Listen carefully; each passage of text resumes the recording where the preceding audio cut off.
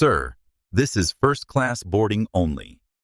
Those 8 words dripping with condescension and barely concealed disgust would cost Atlantic Airways $2.3 billion and destroy several careers within the next 4 hours. The woman speaking them, Diana Matthews, had no idea she was addressing Marcus Sterling, the CEO of Sterling Capital, a man worth $2.3 billion who could buy her entire airline with a single phone call.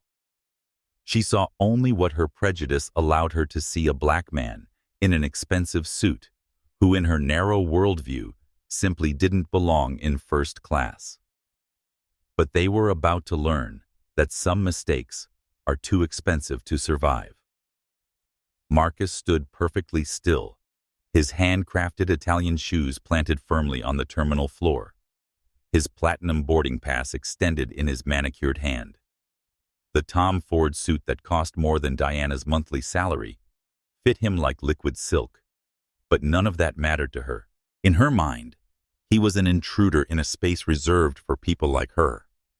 What Diana didn't know, what none of them knew, was that Marcus had just completed the largest merger in his company's history. $3.2 billion. The ink was still wet on contracts that would reshape entire industries. He was exhausted, yes, but peaceful. His mind was on his 8-year-old daughter Emma, waiting at home for the special Tokyo doll he'd promised to bring her. He was thinking about the weekend family trip his wife Sarah had planned, their first real vacation in months. He was thinking about his mother Angela, who died believing her son would live in a world where his success would protect him from the prejudice she'd endured her entire life. He wasn't thinking about the storm he was about to unleash, but that storm was coming whether they were ready for it or not.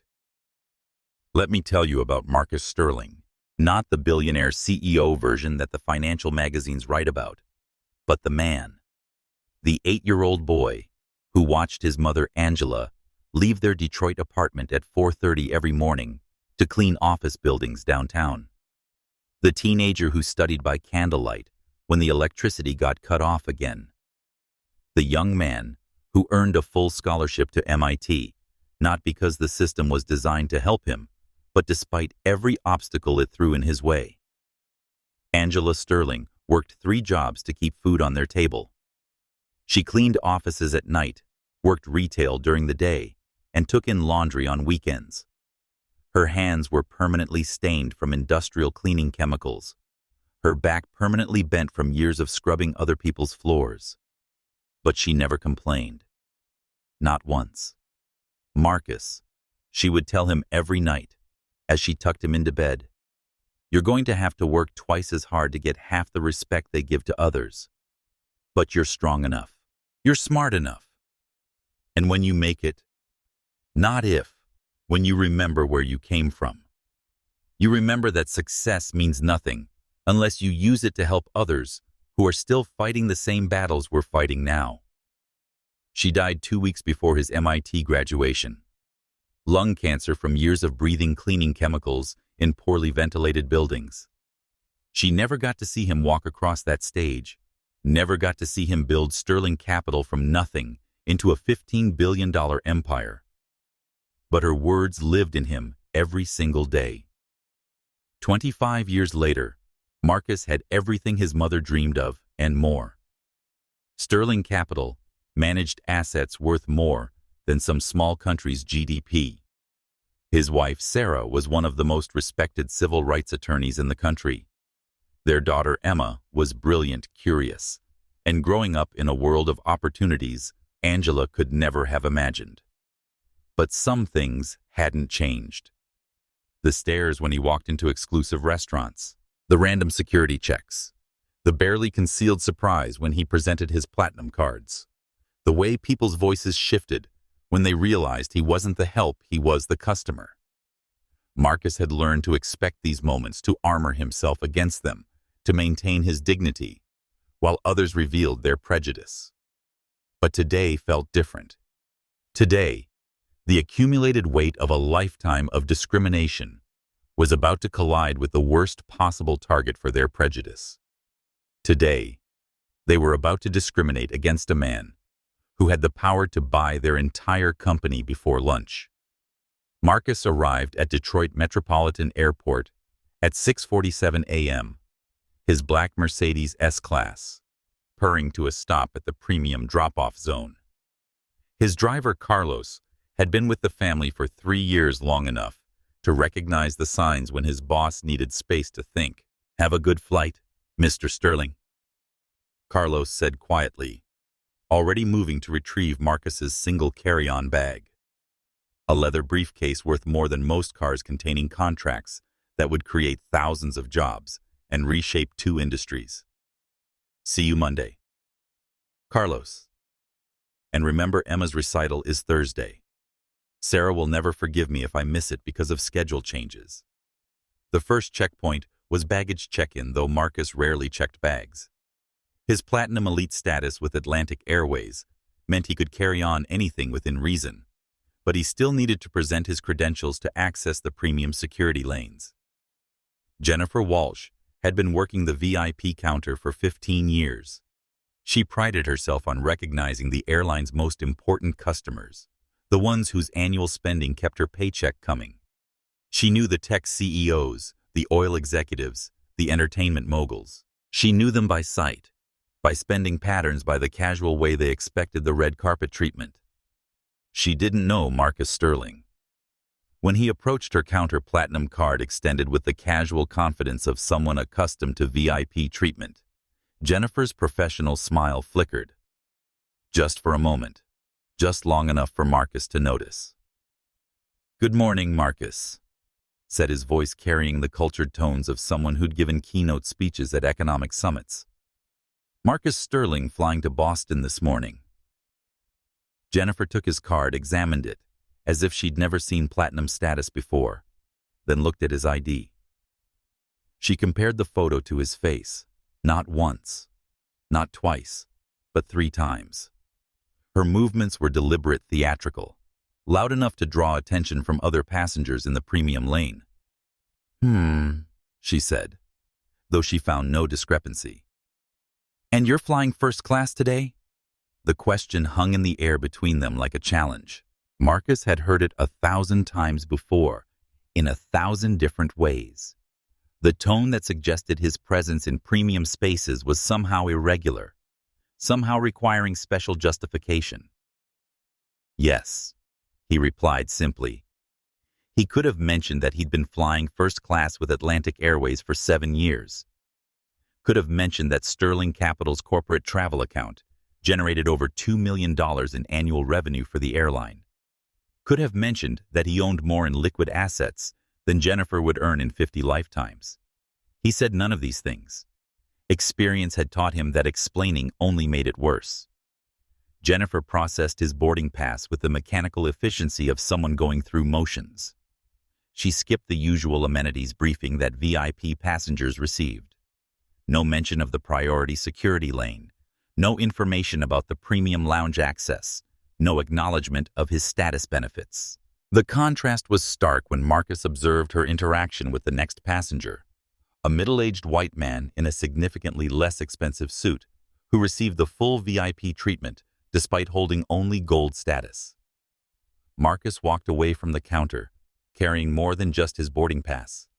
He carried the familiar weight of being seen as less than, of having to prove his right to occupy spaces his money and status should have guaranteed him access to.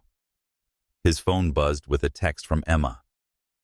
"Daddy, only 73 more hours until you come home. I'm learning a new piano piece for you." Marcus smiled despite himself. 73 hours. His daughter was 8 years old and still counted time until his return in hours, not days. The thought warmed him, pushed back against the cold frustration of Jennifer's treatment. He had no idea that the worst was yet to come. The premium security lane was supposed to be faster, more efficient, less invasive. Marcus had paid tens of thousands of dollars in premium tickets over the years, partly for this convenience. He approached the TSA checkpoint with the easy confidence of someone who flew multiple times per month, laptop, already removed shoes, ready to slip off keys and wallet in the designated bins. Officer Rodriguez was having a bad morning. His coffee was cold. His shift supervisor was breathing down his neck about processing times, and he was nursing a grudge about being passed over for promotion the previous month. When he saw Marcus approaching, tall, confident, expensive suit, obvious affluence, something in his mind clicked. Random selection. That was the official term. The computer supposedly chose passengers for additional screening based on algorithmic analysis of dozens of factors. But Marcus had been randomly selected for additional screening on 70% of his flights over the past 5 years. The mathematics of true randomness suggested that was statistically impossible. "Sir, step over here, please," Rodriguez commanded, his voice unnecessarily harsh. He gestured toward the additional screening area, a raised platform visible to hundreds of other passengers. "You've been selected for additional security screening." Marcus looked around. In the standard security lanes, business travelers moved through with minimal fuss. In his premium lane, he watched a white executive in a polyester suit pass through without so much as removing his shoes, despite carrying a bag that clearly exceeded the liquid restrictions. "Of course," Marcus replied quietly. He'd learned long ago that protesting only made these encounters longer and more humiliating. The additional screening process was designed to be invasive. Hands raised above his head, legs spread, while Rodriguez ran detection equipment over every inch of his body, with particular attention to areas that felt more like harassment than security. His handcrafted Italian leather shoes, worth $3,000 and custom-made by artisans in Milan, were removed and inspected, as if they might conceal weapons. His briefcase containing contracts worth billions and confidential financial documents was unpacked item by item on a public table for all to see. "Nice watch," Rodriguez commented, examining Marcus's Patek Philippe, a gift from Sarah on their 10th anniversary. "Must have cost a few months' salary." The comment was loaded with implication. How could someone like Marcus afford such luxury? The question hung unspoken, but clear in the air. A small crowd had gathered to watch the spectacle. Some passengers looked uncomfortable with the obvious racial profiling, but none spoke up. A few actually appeared to approve, as if Marcus's enhanced screening somehow made them safer. One teenager held up his phone recording the encounter for social media content. Marcus stood perfectly still throughout the process, his face a mask of dignified composure. Inside, he was cataloging every detail, every unnecessary touch, every invasive question, every public humiliation. He wasn't just a passenger being screened. He was a black man being reminded of his place in front of hundreds of witnesses. When Rodriguez finally cleared him to proceed, there was no apology for the delay, no acknowledgement of the courtesy that should accompany such procedures. Just a dismissive wave toward the exit.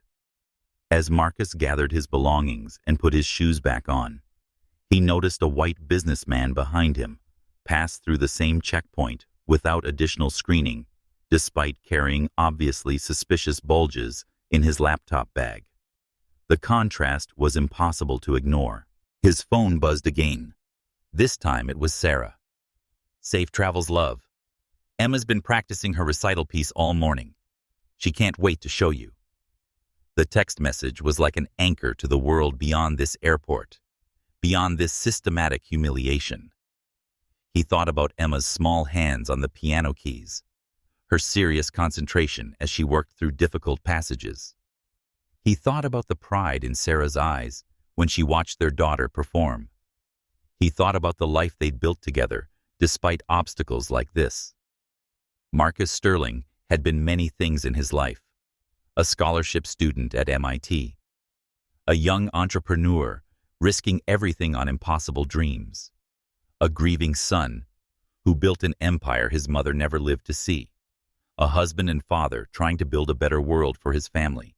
But right now, in this moment, he was just another black man being reminded that money and status couldn't always protect him from the prejudice of people who saw his skin color before they saw anything else.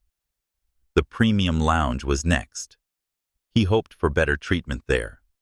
He would be disappointed. The Atlantic Airways Premium Lounge occupied prime real estate on the airport's upper level, its floor-to-ceiling windows offering panoramic views of the runways. Marcus had spent countless hours in spaces like this, working on deals, taking conference calls, enjoying the quiet luxury that made business travel bearable. The lounge represented more than just amenities. It was a sanctuary from the chaos of commercial aviation, a space where frequent flyers could decompress before their flights. Amanda Chen stood guard at the entrance like a sentinel protecting sacred ground. 28 years old, impeccably dressed, with the kind of practiced smile that could shift from welcoming to suspicious in milliseconds. She'd been trained to recognize the airline's most valuable customers, to provide them with the seamless experience that justified their premium spending. She didn't recognize Marcus Sterling. When Marcus approached the entrance, his platinum card visible in his hand, alongside his boarding pass, Amanda's professional demeanor shifted almost imperceptibly. Her smile became more forced, her posture more rigid. She extended her hand to receive his credentials with the theatrical precision of someone performing for an audience. "Good morning, sir. May I see your membership credentials and boarding pass, please?" she asked, though both were already clearly visible in Marcus's outstretched hand. Marcus handed over the documents without comment. He'd played this game before. Amanda examined his platinum card with the intensity of an art expert authenticating a suspected forgery. She turned it over, held it up to the light, compared the embossed numbers to some invisible standard. The process took 3 times longer than necessary, long enough to draw attention from other passengers entering the lounge. She said finally, as if she'd discovered something concerning. "And this is your first time accessing our premium lounge?" The question was loaded with assumption. In Amanda's mental framework, black passengers in the premium lounge were anomalies requiring explanation. Perhaps he was an athlete, she reasoned, or a rapper using points to upgrade. The possibility that he might be a legitimate business executive who regularly generated millions in revenue for the airline simply didn't compute. No, Marcus replied evenly. "I've been a platinum member for 7 years. Amanda's supervisor, Michael Torres, noticed the extended interaction and approached. Unlike Amanda, Michael had been with the airline for 12 years and prided himself on customer service excellence.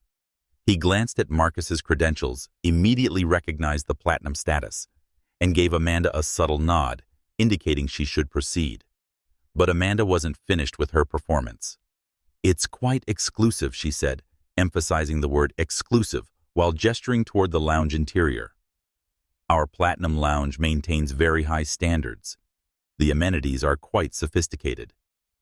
The implication was clear. She was warning him not to embarrass himself or other guests with behavior she assumed would be inappropriate for such an upscale environment. Marcus stepped into the lounge, his practiced eye immediately scanning the familiar space. Leather armchairs arranged around low tables, a business center with state-of-the-art equipment, a premium bar staffed by professional mixologists, and a buffet featuring cuisine from award-winning restaurants. He'd conducted billion-dollar negotiations in lounges like this, hosted client meetings, celebrated successful deals. But today, he felt the weight of every gaze that followed him to his chosen seat. Conversations paused as he passed. A few passengers actually moved to different seating areas, as if his presence somehow contaminated their premium experience. Marcus settled into a corner chair with good sight lines to both the entrance and the departure monitors. He opened his briefcase and extracted a tablet, pulling up quarterly reports that needed his review before Monday's board meeting. The documents contained financial projections that would affect thousands of jobs, strategic decisions that would reshape entire market sectors. A server approached his table, a young man named David, who'd been working the premium lounge for 6 months. David had been trained to provide proactive service to all guests, but something about Marcus made him hesitate. "Can I get you anything?" David asked, his tone suggesting he wasn't sure Marcus belonged there. "Coffee, please." "Black. And if you have the Wall Street Journal available, I'd appreciate it." David returned with a ceramic mug, not the fine china used for other guests, and a slightly wrinkled newspaper that looked like a leftover from the previous day. The contrast was subtle, but deliberate. Marcus accepted both without comment, though he noticed that the white executive at the next table received fresh coffee in bone china with a selection of premium newspapers delivered on a silver tray. As he worked, Marcus became aware of conversations around him shifting in volume and tone. Phrases drifted across the space. Standards declining. Different kind of clientele these days used to be more exclusive. The comments weren't directed at him explicitly, but the timing was hardly coincidental. His phone rang. Sarah's number. "Hi, love," he answered quietly. "Just checking in before your flight boards. Emma wanted me to tell you she learned the hard part of her recital piece. She's so proud of herself. Tell her I'm proud too. I can't wait to hear it. Everything okay? You sound tired." Marcus glanced around the lounge at the subtle but unmistakable signs of contempt and suspicion. "Just the usual airport nonsense. I'll be fine once I'm in the air." "Well, fly safe. We love you. Love you too." Marcus ended the call and returned to his reports, but his concentration was broken. The accumulated weight of the morning's encounters was settling on his shoulders like a familiar burden. The contemptuous looks, the unnecessary delays, the barely concealed hostility. It was all so routine, so expected that he'd almost stopped noticing. But today felt different. Today, the injustice felt more acute, the humiliation more public, the systematic nature of the discrimination more obvious. Maybe it was exhaustion from the merger negotiations. Maybe it was missing Emma's bedtime stories for 3 weeks straight. Maybe it was the thought of his mother who died believing the world would be different for her son.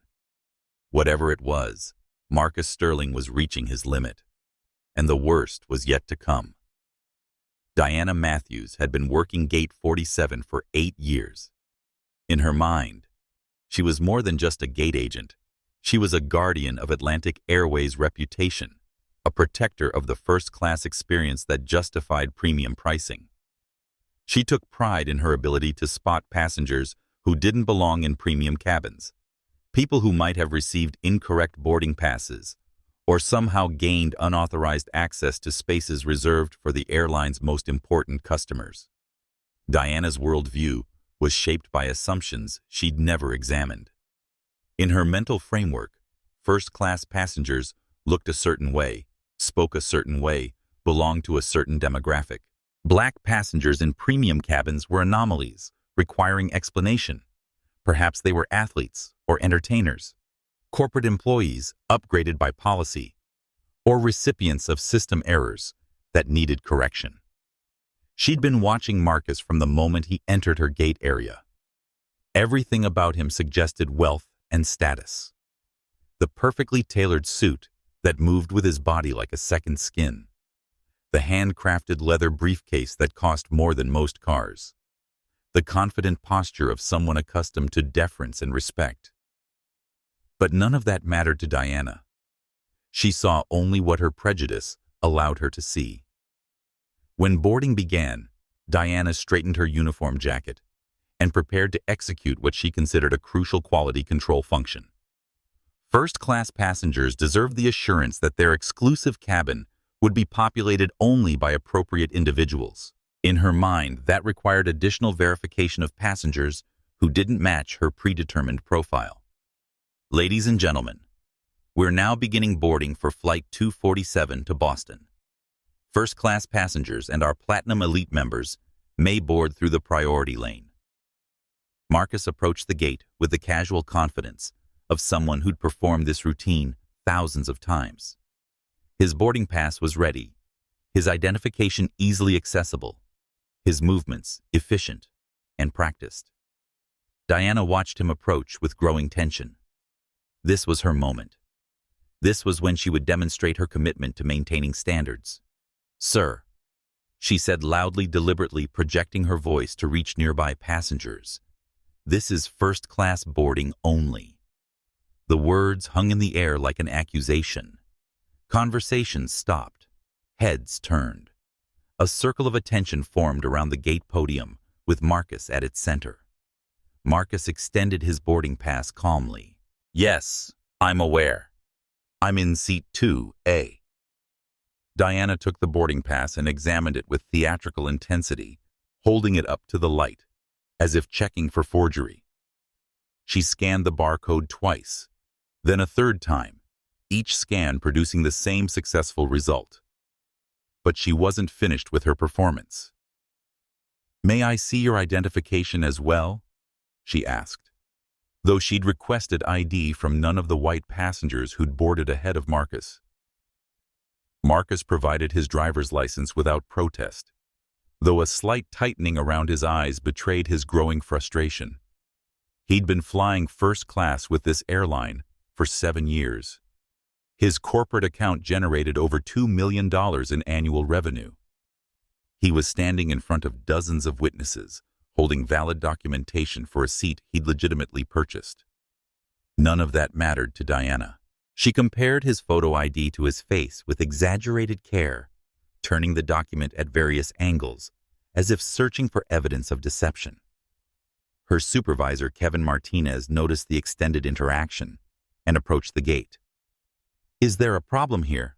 Kevin asked Diana, his tone suggesting she should expedite the process. "Just being thorough," Diana replied. "These tickets are quite expensive. I want to make sure everything is in order." She turned back to Marcus with a smile that never reached her eyes. "There seems to be some confusion here. Are you sure you're at the right gate?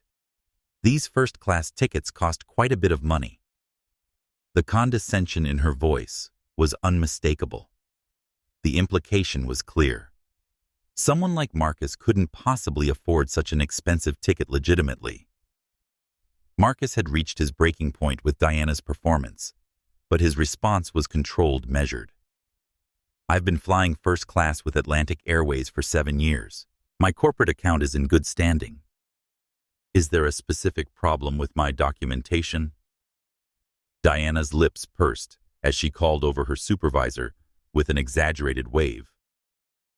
"Kevin, could you verify this passenger's documentation? We've had some issues with boarding pass errors recently." She was creating a spectacle now, ensuring maximum visibility for her diligence. Business travelers and families alike stared openly, some with discomfort at the obvious racial profiling, others with morbid curiosity about the confrontation unfolding before them. Kevin reviewed Marcus's boarding pass and ID with professional efficiency. Everything was clearly in order. He gave Diana a look that suggested she should proceed immediately, but she persisted with her theatrical concern. Sometimes economy passengers receive incorrect boarding passes. Due to system glitches, Diana announced, projecting her voice for maximum audience impact. "We wouldn't want anyone to be embarrassed once they're aboard the aircraft." The insult was deliberate and public. Diana was suggesting that Marcus was attempting to board first class with an economy ticket, that his presence in the premium cabin would be an embarrassment to himself and other passengers. Marcus watched white passengers continue to board behind him without any verification beyond scanning their boarding passes. The contrast was impossible to ignore. He was being singled out, humiliated and delayed solely because of his race. From his position in line, Dr. James Kim observed the entire encounter with professional interest. As a civil rights attorney specializing in discrimination cases, he recognized textbook racial profiling when he saw it. He discreetly activated a recording app on his phone, documenting the incident for potential future use. Marcus wordlessly presented his Platinum Elite status card alongside his boarding pass and ID. The combination of documents definitively established his right to be boarding first class. Diana's expression flickered momentarily. Surprise, disappointment, perhaps even anger that her suspicions had proven unfounded. Reluctantly, she stepped aside to allow Marcus to pass. But her performance wasn't over. As Marcus moved toward the jet bridge, Diana leaned toward Rebecca Morrison, the lead flight attendant waiting to greet passengers.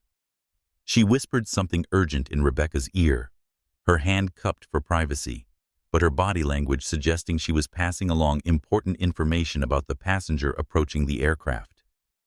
Rebecca's eyes immediately locked onto Marcus as he entered the jet bridge.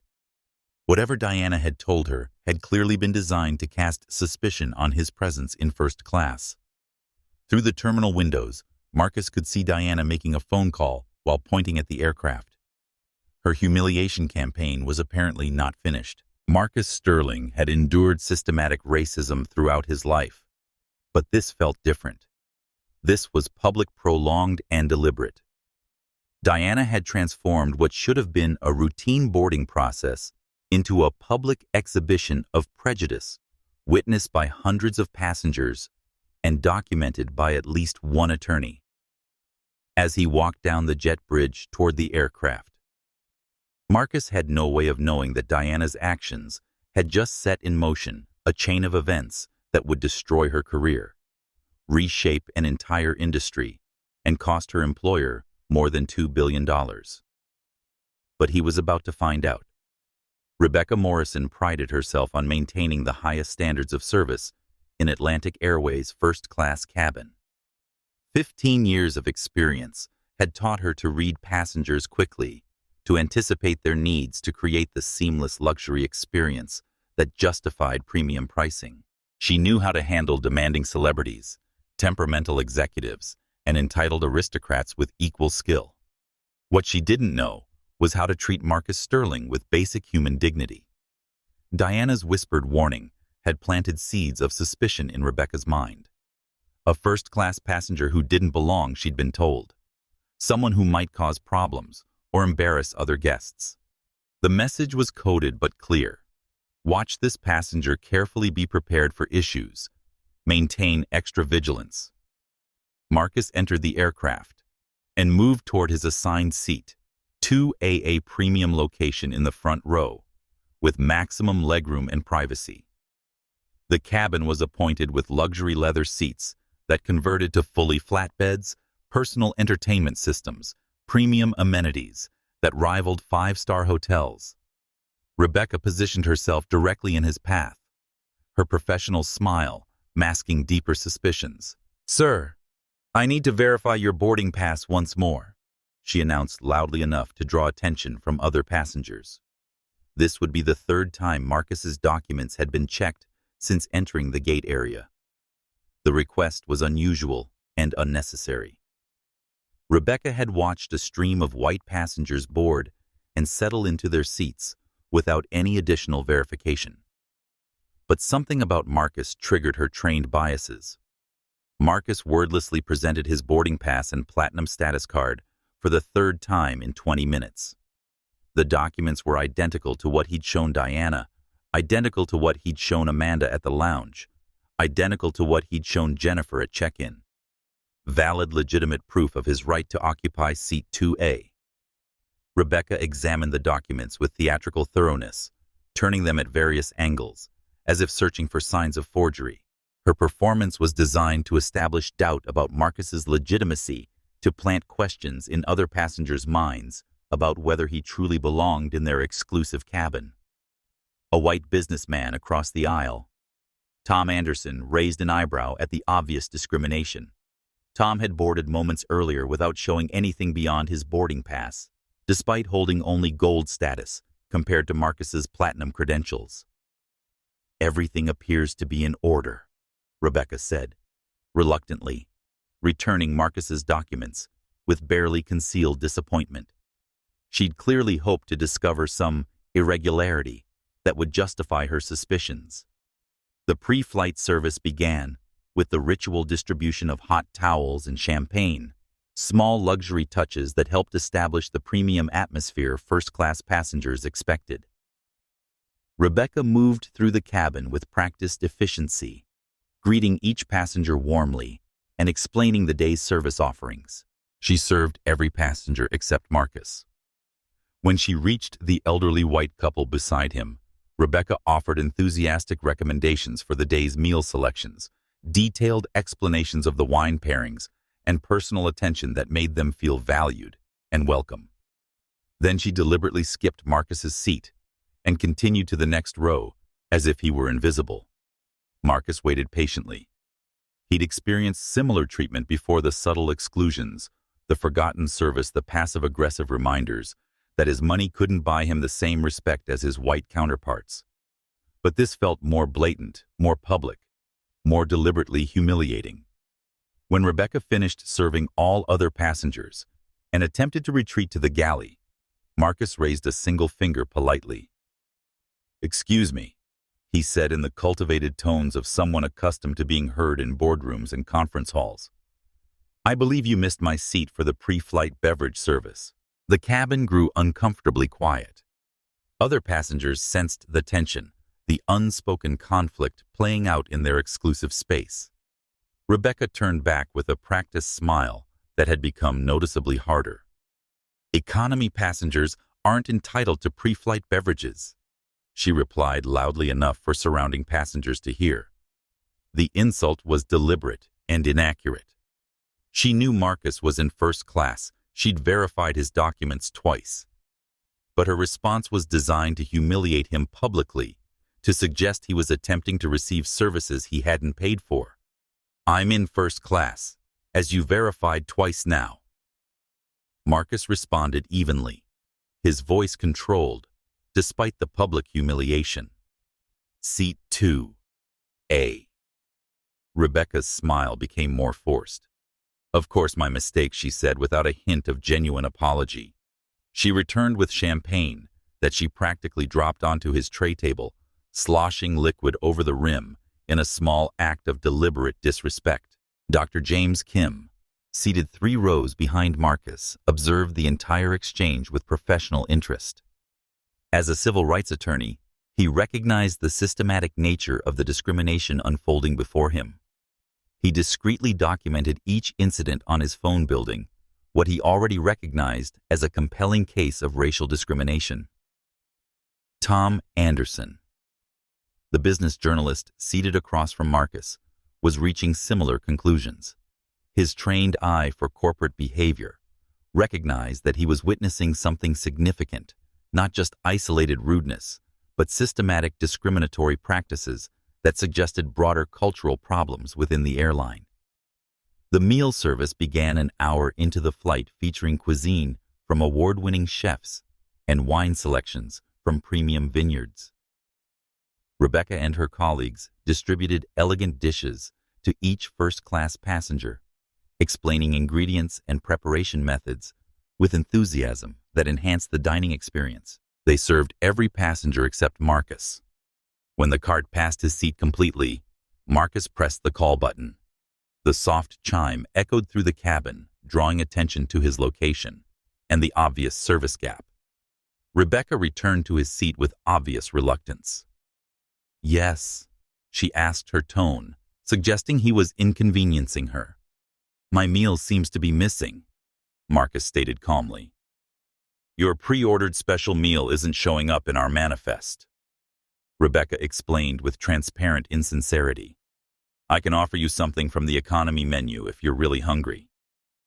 The suggestion was another deliberate insult.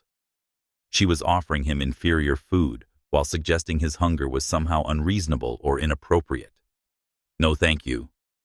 Marcus declined with dignity. "I'll wait," Rebecca shrugged dismissively. "Suit yourself, though you shouldn't be so picky given the circumstances." She walked away before Marcus could respond, leaving him to parse the implications of her comment about the circumstances of his presence in first class. In the galley, Rebecca huddled with junior flight attendant Lisa Park for a whispered conversation that was just audible to Marcus's sharp ears. "How do you think he got that seat?" Lisa asked, her voice carrying obvious skepticism about Marcus's legitimacy. "Probably stolen points, or he's someone's assistant sent to secure the seat," Rebecca replied confidently. No way he earned it legitimately. Did you see his watch, though? Probably a knockoff. The conversation revealed the depth of their prejudice. They couldn't imagine that Marcus might be a successful businessman who'd legitimately purchased his first-class ticket. In their minds, black passengers in premium cabins were always there through some form of deception, charity, or accident. Marcus continued working on his tablet, reviewing financial documents for Monday's board meeting, while systematically being excluded from the service other passengers received. The contrast was stark and deliberate. A multi-billionaire CEO being treated as if he were an unwelcome intruder in a space his money had purchased. But what Rebecca and Lisa didn't know, what none of them knew, was that Marcus Sterling was no ordinary passenger. He wasn't just enduring their discrimination. He was documenting it, calculating it, and preparing to respond in ways that would reshape their entire industry. The final humiliation came during turbulence, when an elderly white woman boarded late due to a missed connection. Confused and flustered, she approached Marcus's row and examined her boarding pass with evident puzzlement. "I believe you're in my seat," she announced, showing her boarding pass to Rebecca, who materialized instantly at the first sign of conflict involving Marcus. Despite Marcus displaying his correctly assigned boarding pass for the fourth time that day, Rebecca immediately sided with the elderly woman without investigation. "Sir, there seems to be some confusion with seat assignments," Rebecca announced loudly enough to draw attention from surrounding passengers. "Would you mind moving to economy class, where we might have available space? We need to accommodate this passenger." The request was outrageous. Rebecca was asking a first-class passenger with proper documentation to move to economy to make room for someone who hadn't verified her ticket. But her biases made the request seem reasonable. In her mind, surely the black passenger was the problem, not the confused white woman. Marcus had reached his absolute limit. He stood slowly, his 6'2" frame commanding attention in the confined cabin space. He held up his boarding pass and platinum status card so other passengers could clearly see his documentation. "This is my assigned seat, which has been verified multiple times today," he said in the measured tones of someone accustomed to commanding corporate boardrooms. Perhaps the other passenger should check her flight details more carefully. The elderly woman examined her boarding pass more closely and suddenly flushed with embarrassment. "Oh my goodness," she exclaimed. "This is flight 1247. I'm supposed to be on flight 1274. I'm on the wrong plane entirely." Rebecca hurriedly escorted the confused woman off the aircraft without offering Marcus so much as an acknowledgement of the error, let alone an apology for the repeated indignities he'd endured. Tom Anderson caught Marcus's eye across the aisle and shook his head slightly in a gesture of solidarity. The business journalist had witnessed the entire systematic discrimination campaign and was already mentally composing the article that would make this incident national news. As the aircraft reached cruising altitude, Marcus sat quietly staring at the untouched water glass before him. The accumulated weight of the day's humiliations pressed against his carefully maintained composure like a physical force. This wasn't just about poor service or rude employees.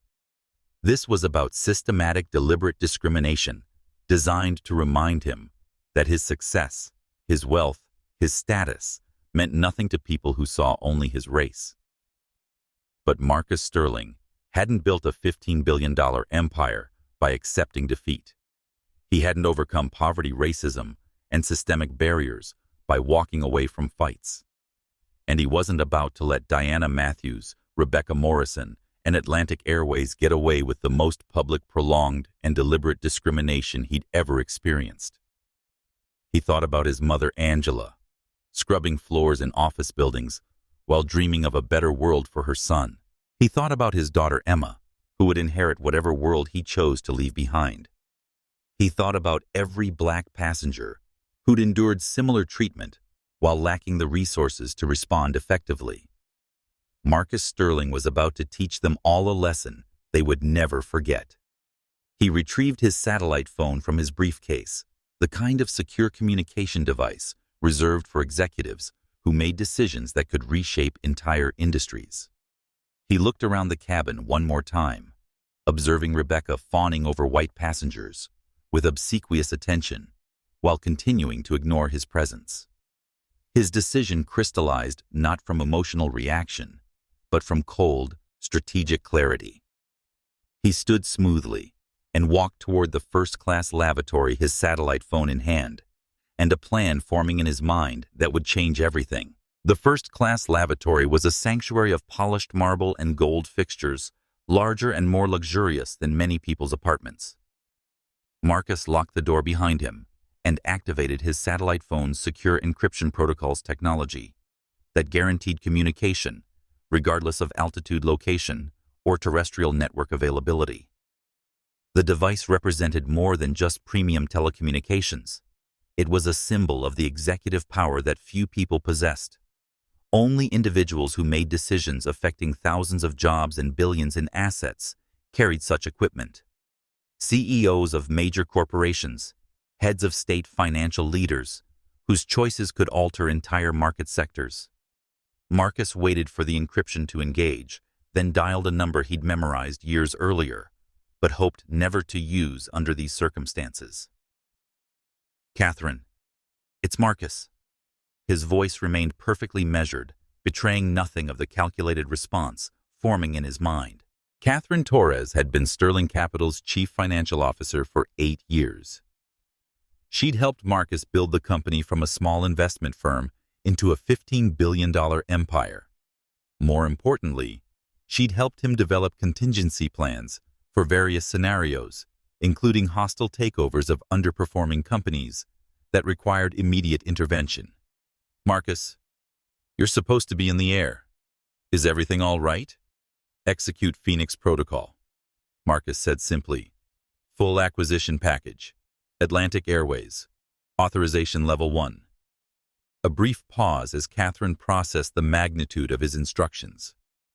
Phoenix Protocol was their most aggressive acquisition strategy, designed to purchase controlling stakes in target companies within hours rather than months.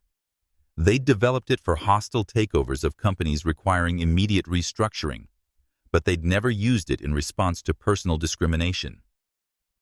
Atlantic Airways. Catherine's voice carried surprise. "The airline you're flying on right now?" "Yes, they've given us more than sufficient cause.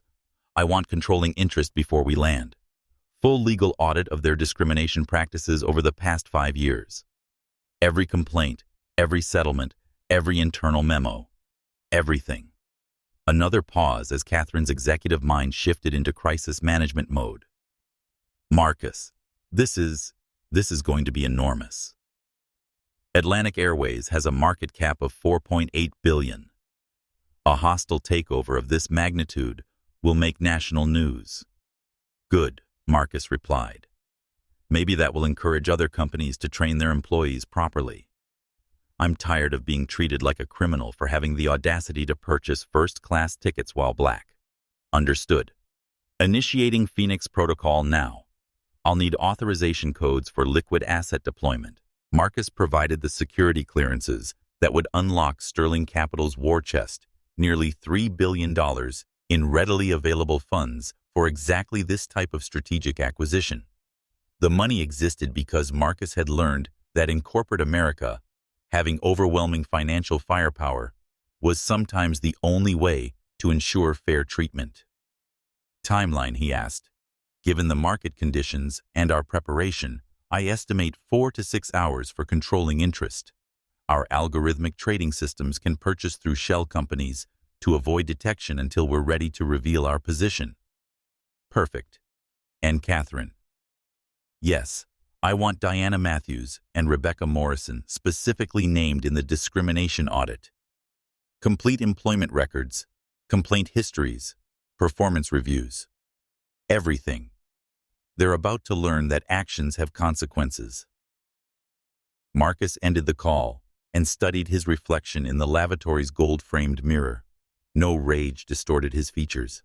No visible anger betrayed his intentions. Only steady determination reflected back at him. He thought about his mother, Angela.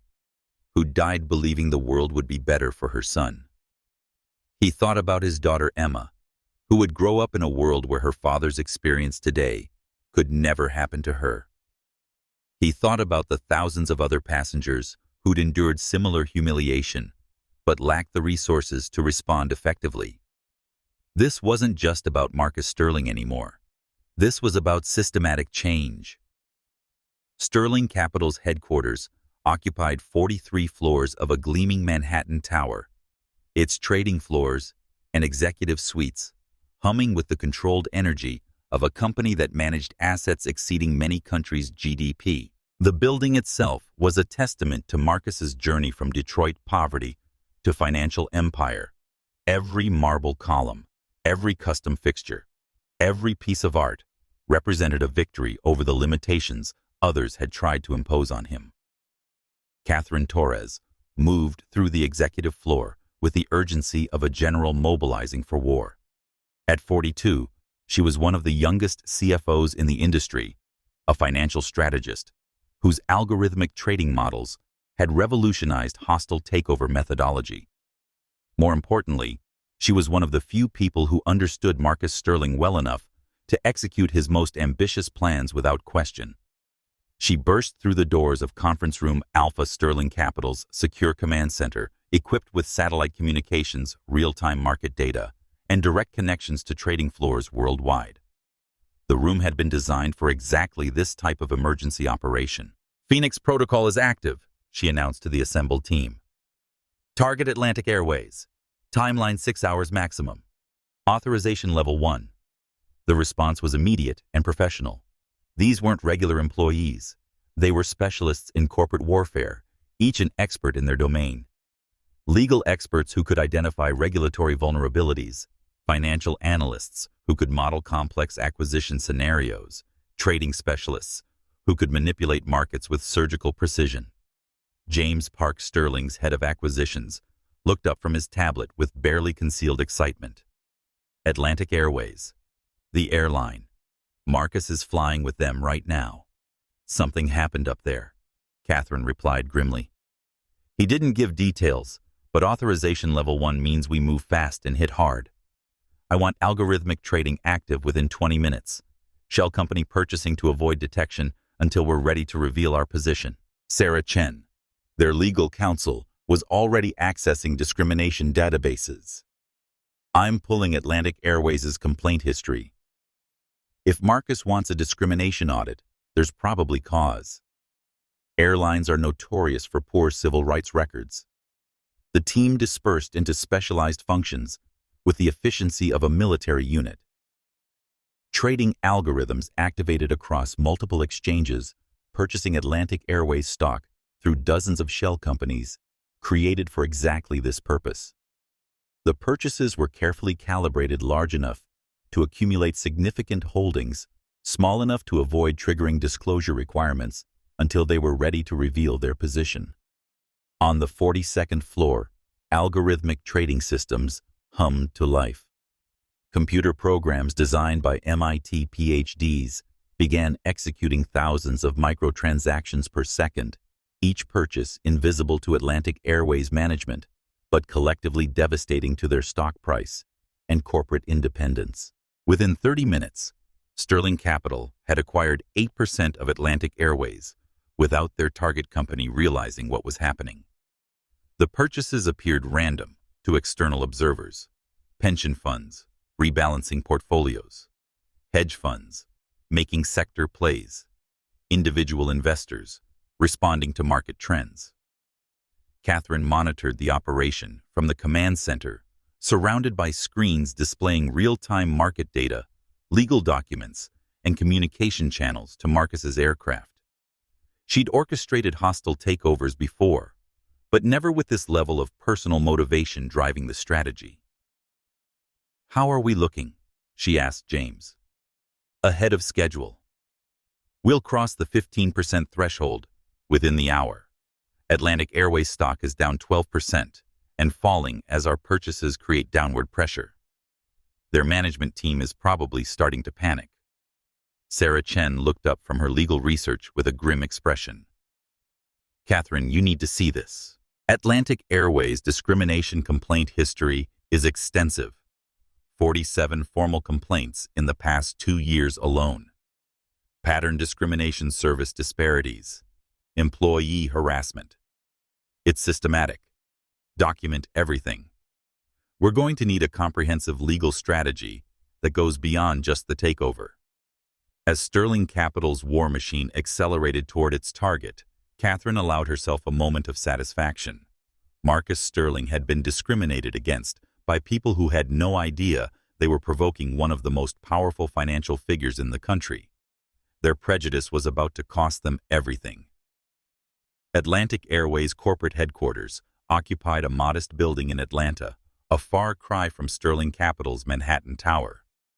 The company's executive team was competent, but unremarkable, focused on operational efficiency, rather than the kind of strategic innovation that built financial empires.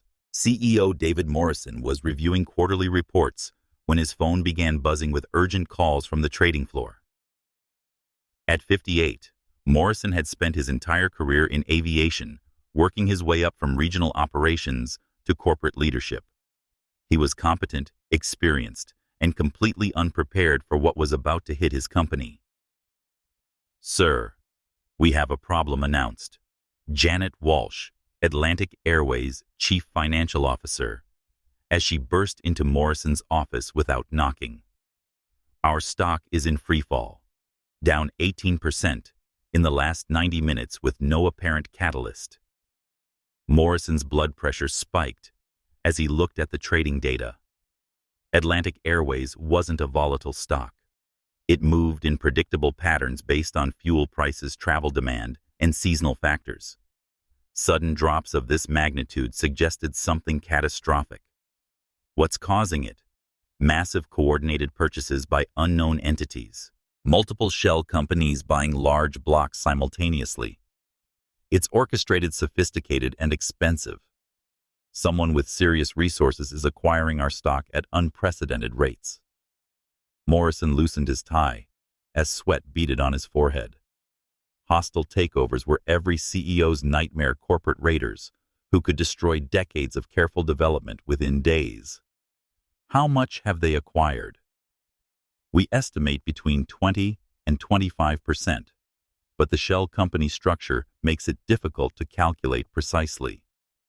Whoever's doing this knows how to avoid disclosure requirements. The conference room filled with Atlantic Airways senior leadership as the crisis escalated. Marketing executives, operational managers, legal counsel, everyone who might have insight into why their company had suddenly become a takeover target. Ideas, Morrison demanded. Who has the resources and motivation to buy us out? Could be any of the major carriers looking to consolidate market share, suggested Robert Kim, head of strategic planning. Or private equity firms seeing undervalued assets. Or someone with a personal grudge, added Lisa Torres, the legal counsel. Hostile takeovers aren't always about business fundamentals. Sometimes they're about revenge. The word revenge hung in the air like an ominous warning. Morrison's mind raced through recent controversies, regulatory disputes, competitive conflicts, anything that might have triggered such an aggressive response. His phone rang again. This time, it was the chairman of Atlantic Airways' board of directors, calling from his golf course in Florida, with panic in his voice. "David, what the hell is happening to our stock price?" "We're under attack, sir. Coordinated hostile takeover by unknown entities. We're trying to identify the buyer and implement defensive strategies." "Well, figure it out fast. I'm getting calls from major shareholders demanding explanations. If this continues, we'll be forced to call an emergency board meeting." Morrison ended the call and looked around the room at his assembled leadership team. These were good people, experienced professionals who'd built their careers in aviation. None of them had the experience or resources to fight off a takeover of this magnitude. Defensive strategies, Morrison asked Lisa. Limited options. Poison pill provisions might slow them down. But if they have the resources they appear to have, defensive measures will only delay the inevitable. How long until they have controlling interest? At this rate, 4 to 6 hours maximum. The room fell silent as the magnitude of their situation became clear. Atlantic Airways, a company with 40,000 employees and operations across North America, was being consumed by unknown predators with resources that dwarfed their defensive capabilities. Morrison's assistant knocked on the conference room door.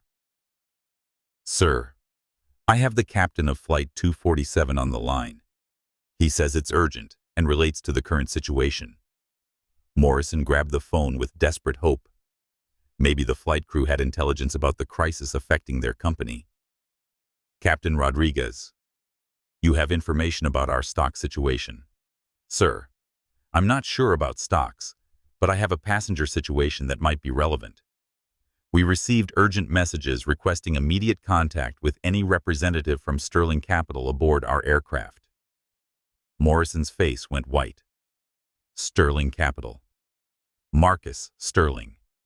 The financial media called him the Disruptor, a billionaire who specialized in hostile takeovers of underperforming companies.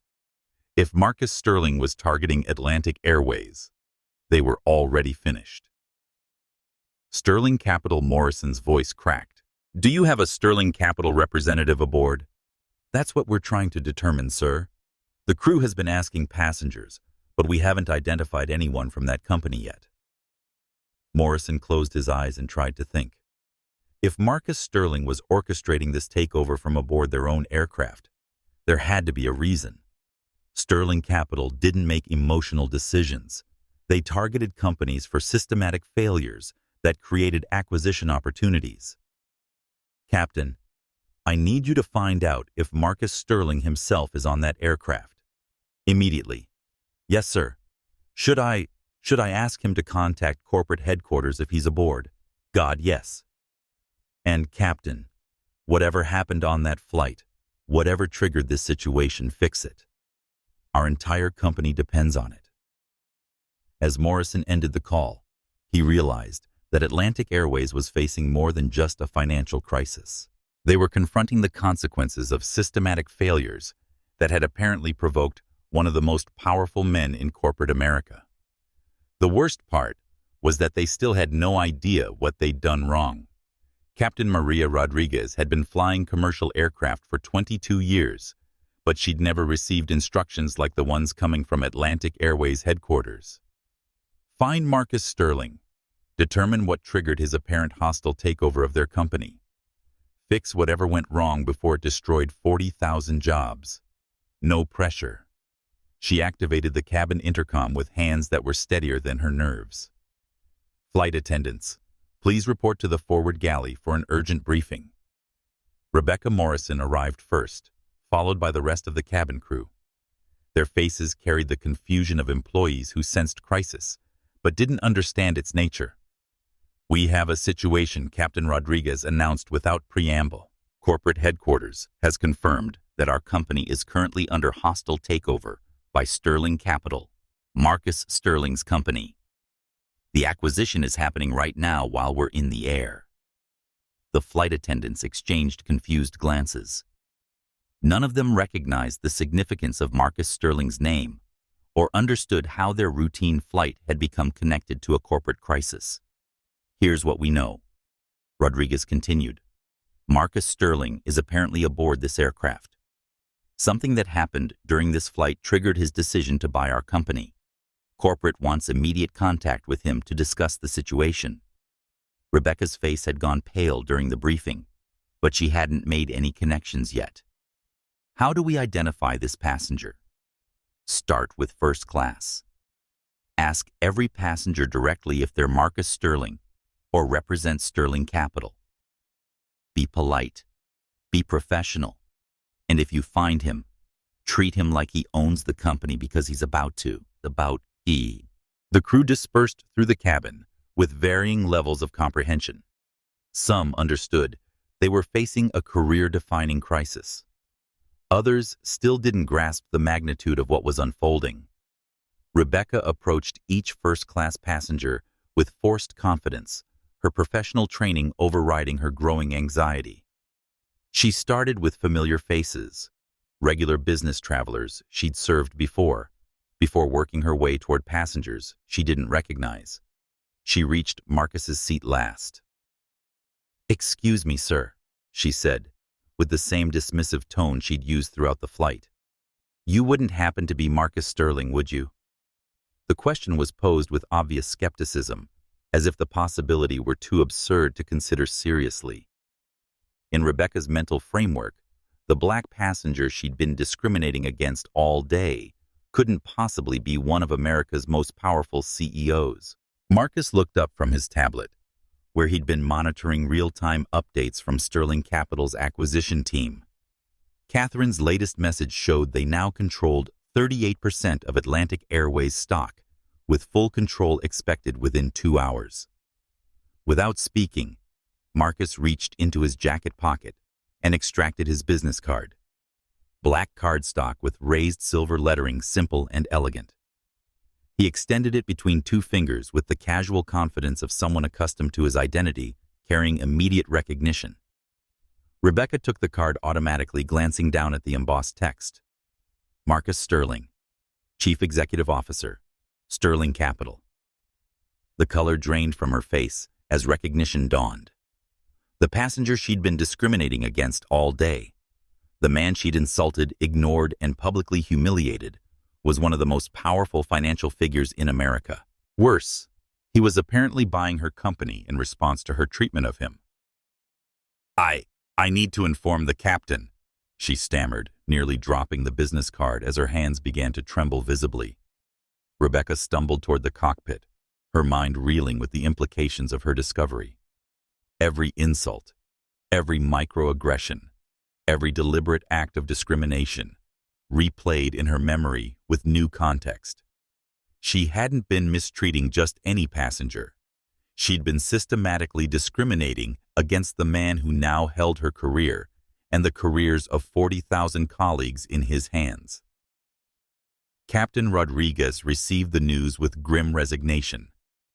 She'd suspected something like this might be the case, but confirmation still hit like a physical blow. "Marcus Sterling," she repeated. "The Marcus Sterling. And our crew has been—" "What exactly happened? There were some misunderstandings about his seat assignment and meal service," Rebecca said, her voice barely audible. "Misunderstandings." Rodriguez's tone sharpened. "Rebecca, I need the truth. What did you do to that man?" The full confession came out in halting, shameful detail. The multiple ID checks, the skipped beverage service, the missing meal, the suggestion that he moved to economy. The systematic discrimination that had characterized Marcus's entire experience with Atlantic Airways. Captain Rodriguez closed her eyes and took a deep breath. 40,000 jobs, pension funds, retirement accounts, health insurance for families, all potentially destroyed because her flight attendant couldn't see past her racial prejudices. "Get me a direct line to corporate headquarters," she instructed her co-pilot. "And Rebecca, you're going to explain to Mr. Sterling that our CEO wants to speak with him personally, and you're going to be more respectful than you've ever been to any passenger in your entire career." Rebecca nodded mutely, her professional facade cracking under the weight of consequences she was only beginning to comprehend. As she walked back through the first-class cabin toward Marcus's seat, she passed other passengers who'd witnessed the day's discrimination. Tom Anderson, the business journalist, was typing furiously on his laptop. Dr. James Kim was reviewing notes on his phone, detailed documentation of every discriminatory act she'd committed. The story was already being written. The legal case was already being built. And Rebecca Morrison was about to become the face of institutional racism in corporate America. She approached Marcus's seat with the careful steps of someone walking toward their own execution. "Mr. Sterling." Her voice cracked on his name. "The captain and our CEO would like to speak with you. They're very concerned about your experience today."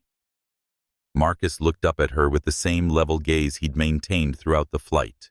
No anger, No satisfaction, just the calm attention of someone who'd already made his decision and was watching it play out.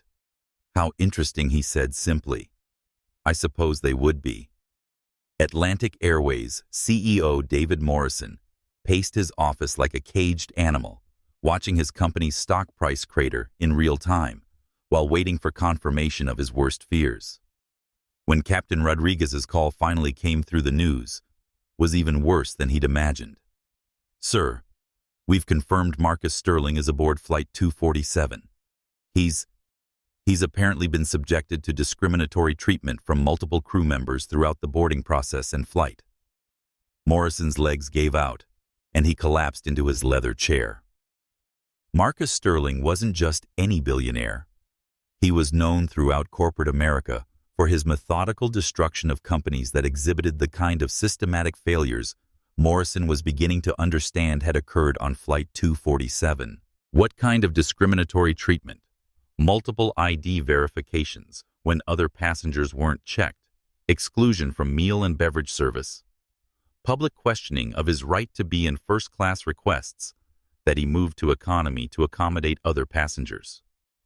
"Sir, it appears to have been systematic and deliberate." Morrison felt his career ending in real time. 28 years in aviation, building Atlantic Airways into a respected regional carrier, and it was all being destroyed by the prejudiced actions of employees he'd failed to train properly. "Is he willing to speak with me?" "He hasn't refused, but he's made no commitments. The crew reports he's been monitoring what appears to be financial documents related to our company throughout the flight. Sir, I think he's been orchestrating the takeover from his seat while our staff continued to mistreat him." The image was devastating. Marcus Sterling calmly executing the acquisition of Atlantic Airways, while Rebecca Morrison served champagne to other passengers and ignored his requests for basic service. "Patch me through to him immediately. And Captain, whatever it takes to make this right, do it." The connection to the aircraft took several minutes to establish enough time for Morrison to watch his company's stock price drop another 3%. When Marcus finally came on the line, his voice carried the measured tones of someone accustomed to high-stakes negotiations.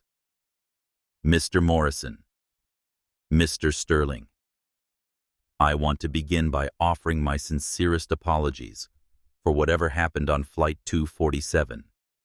We're investigating the situation and will take appropriate action against any employee who failed to provide the service you deserved." Investigating Marcus's tone remained perfectly controlled. "Mr. Morrison, your employees' actions weren't subtle. They were witnessed by a cabin full of passengers, including a civil rights attorney, who documented the entire incident. There's nothing to investigate except whether these were isolated failures or symptoms of systematic problems." Morrison wiped sweat from his forehead, despite his office's air conditioning. "Systematic problems. I've been flying first class with your airline for 7 years, Mr. Morrison. This wasn't my first experience with discrimination from Atlantic Airways staff. It was simply the most public and the most prolonged. It's also the last." The words carried finality that chilled Morrison's blood. Sterling Capital now controlled enough Atlantic Airways stock to force board changes, replace management, or simply break up the company and sell its assets. "What can we do to address this situation?" Morrison asked, though he suspected the question was already academic. "You can prepare transition documents for new management. Sterling Capital crossed 40% ownership 30 minutes ago. We'll have controlling interest before your aircraft lands. The board will be voting on new leadership within 24 hours. Morrison closed his eyes. It was over. Not just his job, but potentially the entire company as they'd known it. "Mr. Sterling, I had no knowledge of these incidents. I've tried to build a company culture based on respect and professionalism. Yet systematic discrimination occurred under your leadership, Mr. Morrison. Multiple employees felt comfortable publicly humiliating a first-class passenger based solely on his race. That doesn't happen in organizations with strong ethical cultures. The conversation continued for 10 more minutes, but Morrison knew he was negotiating the terms of surrender rather than resolution. Marcus Sterling had made his decision. Sterling Capital had deployed its resources, and Atlantic Airways was about to cease existing as an independent company. When the call ended, Morrison sat in silence for several minutes, staring out his office window at the Atlanta skyline. 40,000 employees were about to learn that their company had been sold because gate agents and flight attendants couldn't treat a black passenger with basic dignity. His assistant knocked softly on the door. "Sir, the board chairman is on line 1, and Channel 7 News is asking for comment about rumors of a hostile takeover." Morrison picked up the phone to explain to his board how prejudice had just cost them their company. Within hours, the story would be national news, and Atlantic Airways would become a cautionary tale about the true cost of discrimination. In the air above them, Marcus Sterling was reviewing post-acquisition organizational charts, planning the systematic transformation of a company whose employees had spent the day reminding him that success couldn't always protect him from the prejudice of people who saw his skin color before they saw anything else. But transformation was coming, whether they were ready for it or not. Dr. James Kim had been practicing civil rights law for 15 years, but he'd rarely witnessed discrimination as blatant and systematic as what he'd observed on Flight 247. As the aircraft began its descent toward Boston, he was already outlining the federal lawsuit that would make this case a landmark in transportation discrimination. His phone contained over 2 hours of audio recordings, detailed notes on each discriminatory incident, and photographs documenting the disparate treatment Marcus Sterling had received. More importantly, he had professional credibility as an expert witness and the legal expertise to ensure the case received maximum attention. During the flight's final hour, Dr. Kim had discreetly approached other passengers who'd witnessed the discrimination, collecting contact information from individuals willing to provide testimony.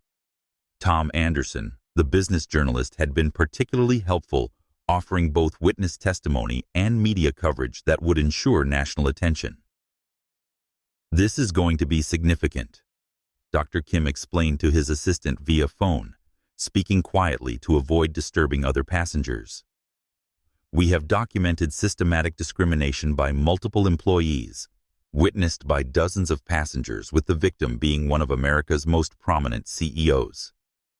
It's a perfect storm for civil rights enforcement." The legal implications extended far beyond individual lawsuit. Dr. Kim recognized that Marcus Sterling's response had created an opportunity to challenge discriminatory practices throughout the aviation industry. Sterling Capital's hostile takeover had provided leverage that traditional civil rights advocacy rarely achieved. As the aircraft touched down, Dr. Kim was already coordinating with civil rights organizations and federal agencies that would want to investigate Atlantic Airways practices. The Department of Transportation, the EEOC, and multiple advocacy groups were about to descend on the airline with scrutiny that would reshape industry standards. Marcus Sterling had done more than protect his own dignity. He'd created a legal precedent that would benefit every minority traveler who followed. Tom Anderson had covered corporate acquisitions for the Wall Street Journal for 12 years, but he'd never witnessed a hostile takeover triggered by personal discrimination. As Flight 247 landed, he was already filing the story that would dominate business news cycles for weeks. His article would detail not just the financial mechanics of Sterling Capital's acquisition, but the human drama that motivated it. The systematic racism that Marcus Sterling had endured, documented by witness testimony and legal analysis, provided a compelling narrative that transcended typical business reporting. Billionaire buys airline after discrimination. Incident was already trending on social media before the aircraft reached the gate. Anderson's preliminary article, filed from his phone during descent, had been shared thousands of times by readers shocked at the blatant prejudice exhibited by Atlantic Airways staff. The story resonated because it revealed the persistence of discrimination even in spaces supposedly reserved for society's most successful individuals. If Marcus Sterling, with his wealth and status, could be publicly humiliated based on racial prejudice, what did that say about the experiences of ordinary minority travelers? Anderson's comprehensive investigation would eventually reveal that Marcus Sterling's experience was part of a broader pattern of discrimination within Atlantic Airways and the aviation industry generally. Federal databases contained hundreds of similar complaints, most resulting in minimal consequences for airlines or their employees. But this case was different. This time, the victim had the resources and motivation to fight back effectively, creating accountability that previous complainants couldn't achieve. The media attention would force other airlines to examine their own practices, creating industry-wide reforms that Marcus Sterling's individual response couldn't have achieved alone. Logan International Airport had seen many dramatic arrivals, but few generated the kind of tension surrounding Flight 247's approach to Gate C-42. Atlantic Airways executives, Sterling Capital legal teams, federal investigators, and media representatives had converged on the terminal, creating an atmosphere of corporate crisis management. Diana Matthews stood near the gate with her supervisor, both of them pale with the realization that their discriminatory actions had triggered a multi-billion-dollar corporate acquisition. Diana's career in aviation was ending in the most public and humiliating way possible, her prejudice now documented in legal filings and media reports that would follow her for the rest of her life. Rebecca Morrison waited aboard the aircraft, dreading the moment when Marcus Sterling would walk past her position for the final time. She'd spent the flight's final hour attempting to provide exceptional service that felt hollow and desperate, offering amenities that Marcus politely but firmly declined.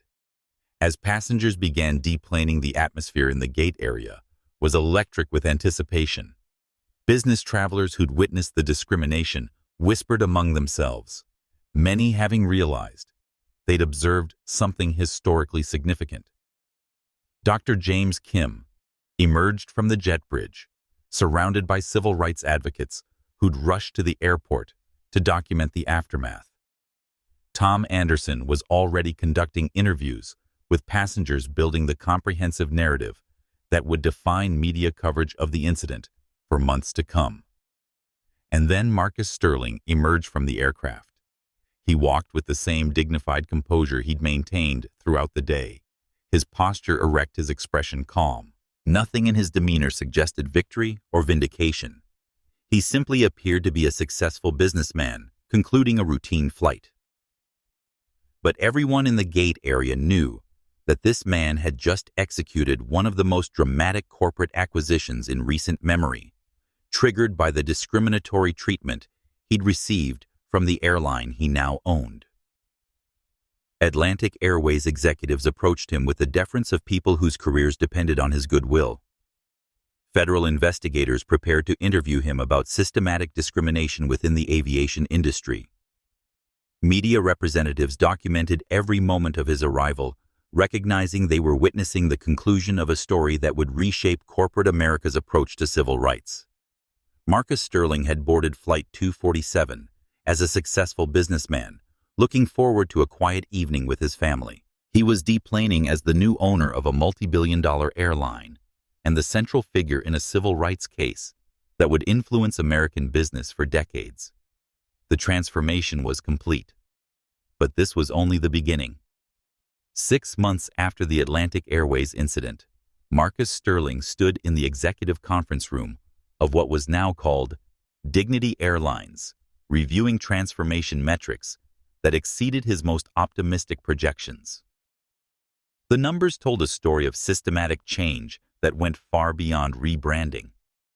Customer satisfaction ratings had increased by 47% overall and 78% among minority passengers.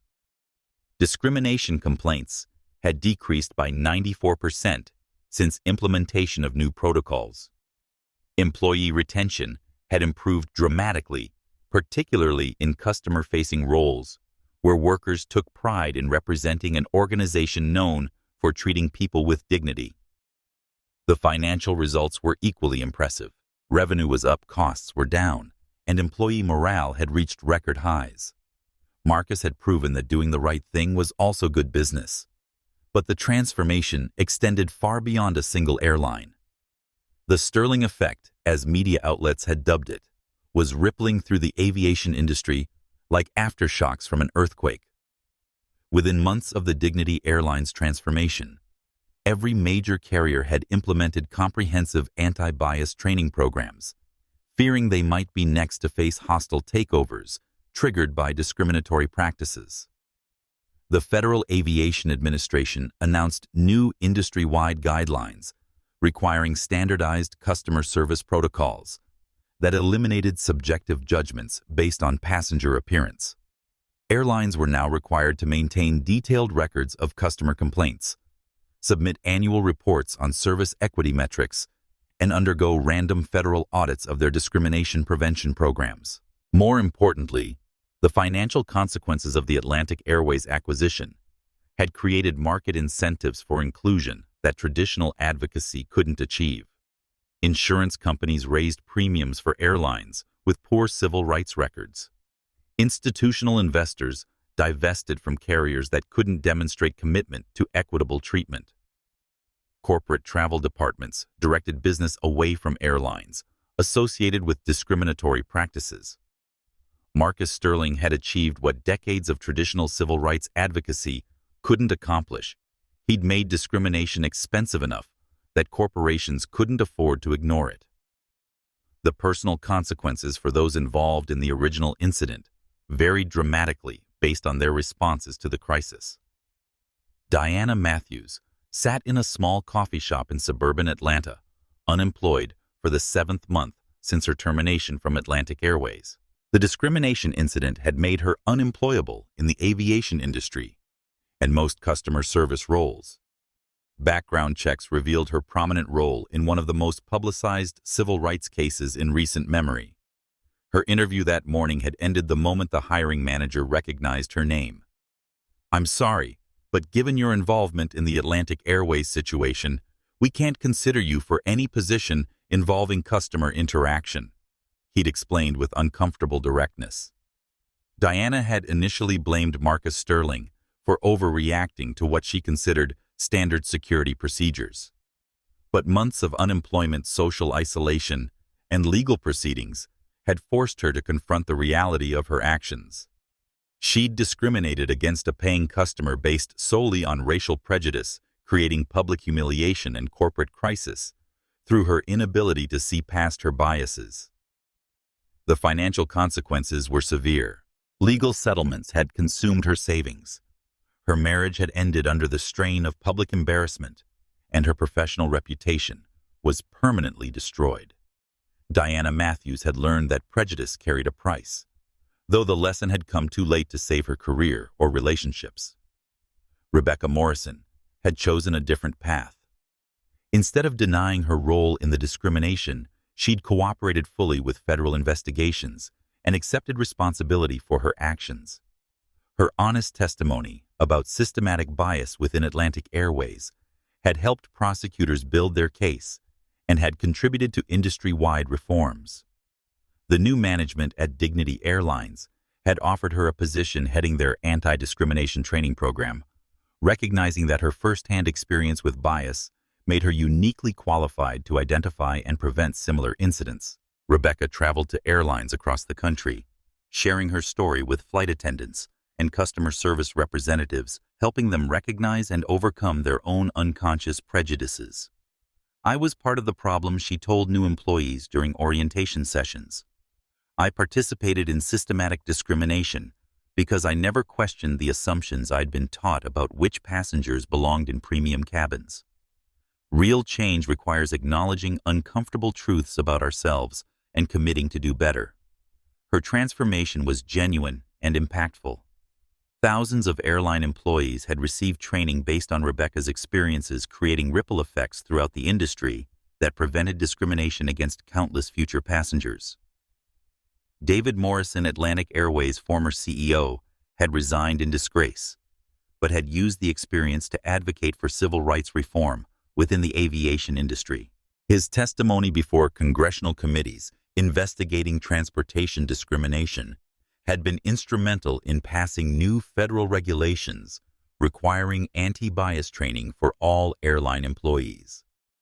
Morrison's career in aviation was over, but his advocacy work had created positive changes that extended his legacy beyond the corporate failure that ended his tenure.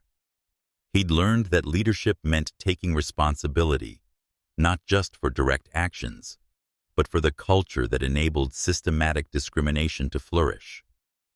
1 year after the Atlantic Airways incident, Marcus Sterling was boarding another flight, this time on Dignity Airlines, the company he'd created from the wreckage of institutional prejudice. The experience bore no resemblance to the discrimination he'd endured 12 months earlier. The gate agent, a young black woman named Keisha Washington, greeted him with the same professional courtesy she extended to every passenger. No additional ID checks, no suspicious glances, no questions about his right to occupy first class. This was simply the new standard respectful treatment for all passengers, regardless of their appearance or background.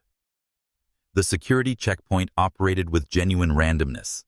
Now federal oversight, having eliminated the racial profiling that had once made random screenings anything but random. Marcus passed through without incident, joining hundreds of other passengers whose travel experience had been improved by the systematic changes his response had created. In the premium lounge, the atmosphere reflected the global diversity of international business travel. Artwork from multicultural artists adorned the walls. Staff members represented various ethnic backgrounds, and the client base included successful professionals from every demographic. The space had been redesigned to welcome all legitimate passengers, rather than serving as an exclusive enclave for those who fit narrow stereotypical profiles.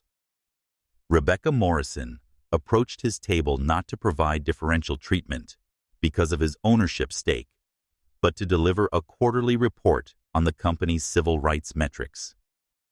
Her transformation from discriminatory flight attendant to chief diversity officer represented the possibility of genuine personal growth, though Marcus knew her journey was ongoing rather than complete.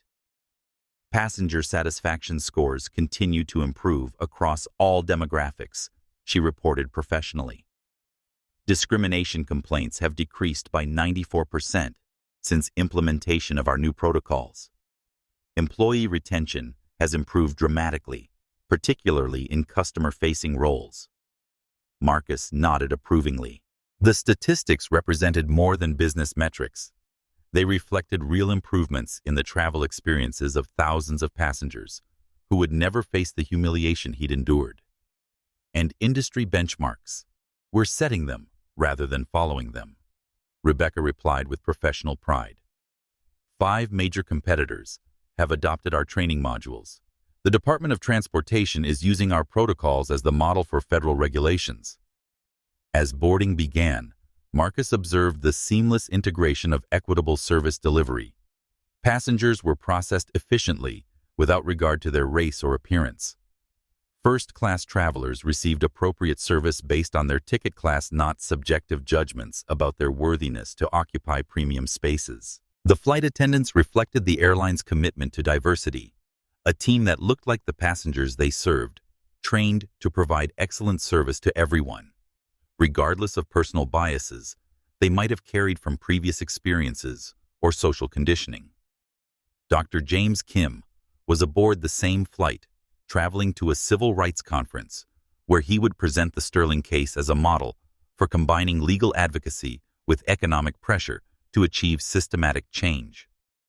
Their professional relationship had evolved into genuine friendship based on shared commitment to justice and practical reform. The ripple effects continue to expand, Dr. Kim explained, as they discussed the case's ongoing impact. Discrimination complaints across the entire aviation industry are down 47%. More importantly, the complaints that are filed are being taken seriously and addressed systematically rather than dismissed or minimized. Tom Anderson, the journalist who documented the original incident, was also aboard, working on a book about corporate accountability and social change. His investigation had revealed that the Sterling case represented a turning point in American business, demonstrating how individual responses to injustice could catalyze institutional transformation when backed by sufficient resources and strategic thinking. As the aircraft took off, Marcus reflected on the journey that had brought him to this moment. 12 months earlier, he'd been a successful businessman whose wealth and status couldn't protect him from the prejudice of people who saw his skin color before they saw anything else. Today, he was the architect of systematic changes that would benefit countless travelers who would never know his name.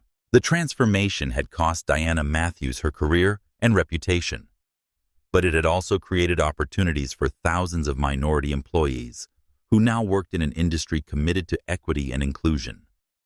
Rebecca Morrison had lost her original position, but found a more meaningful career helping others overcome the biases she'd once embodied. Most importantly, the changes had created a better world for his daughter Emma, who would grow up in an environment where her father's experience of systematic discrimination was becoming increasingly rare rather than routine. As the aircraft reached cruising altitude, Marcus received a text message that made him smile.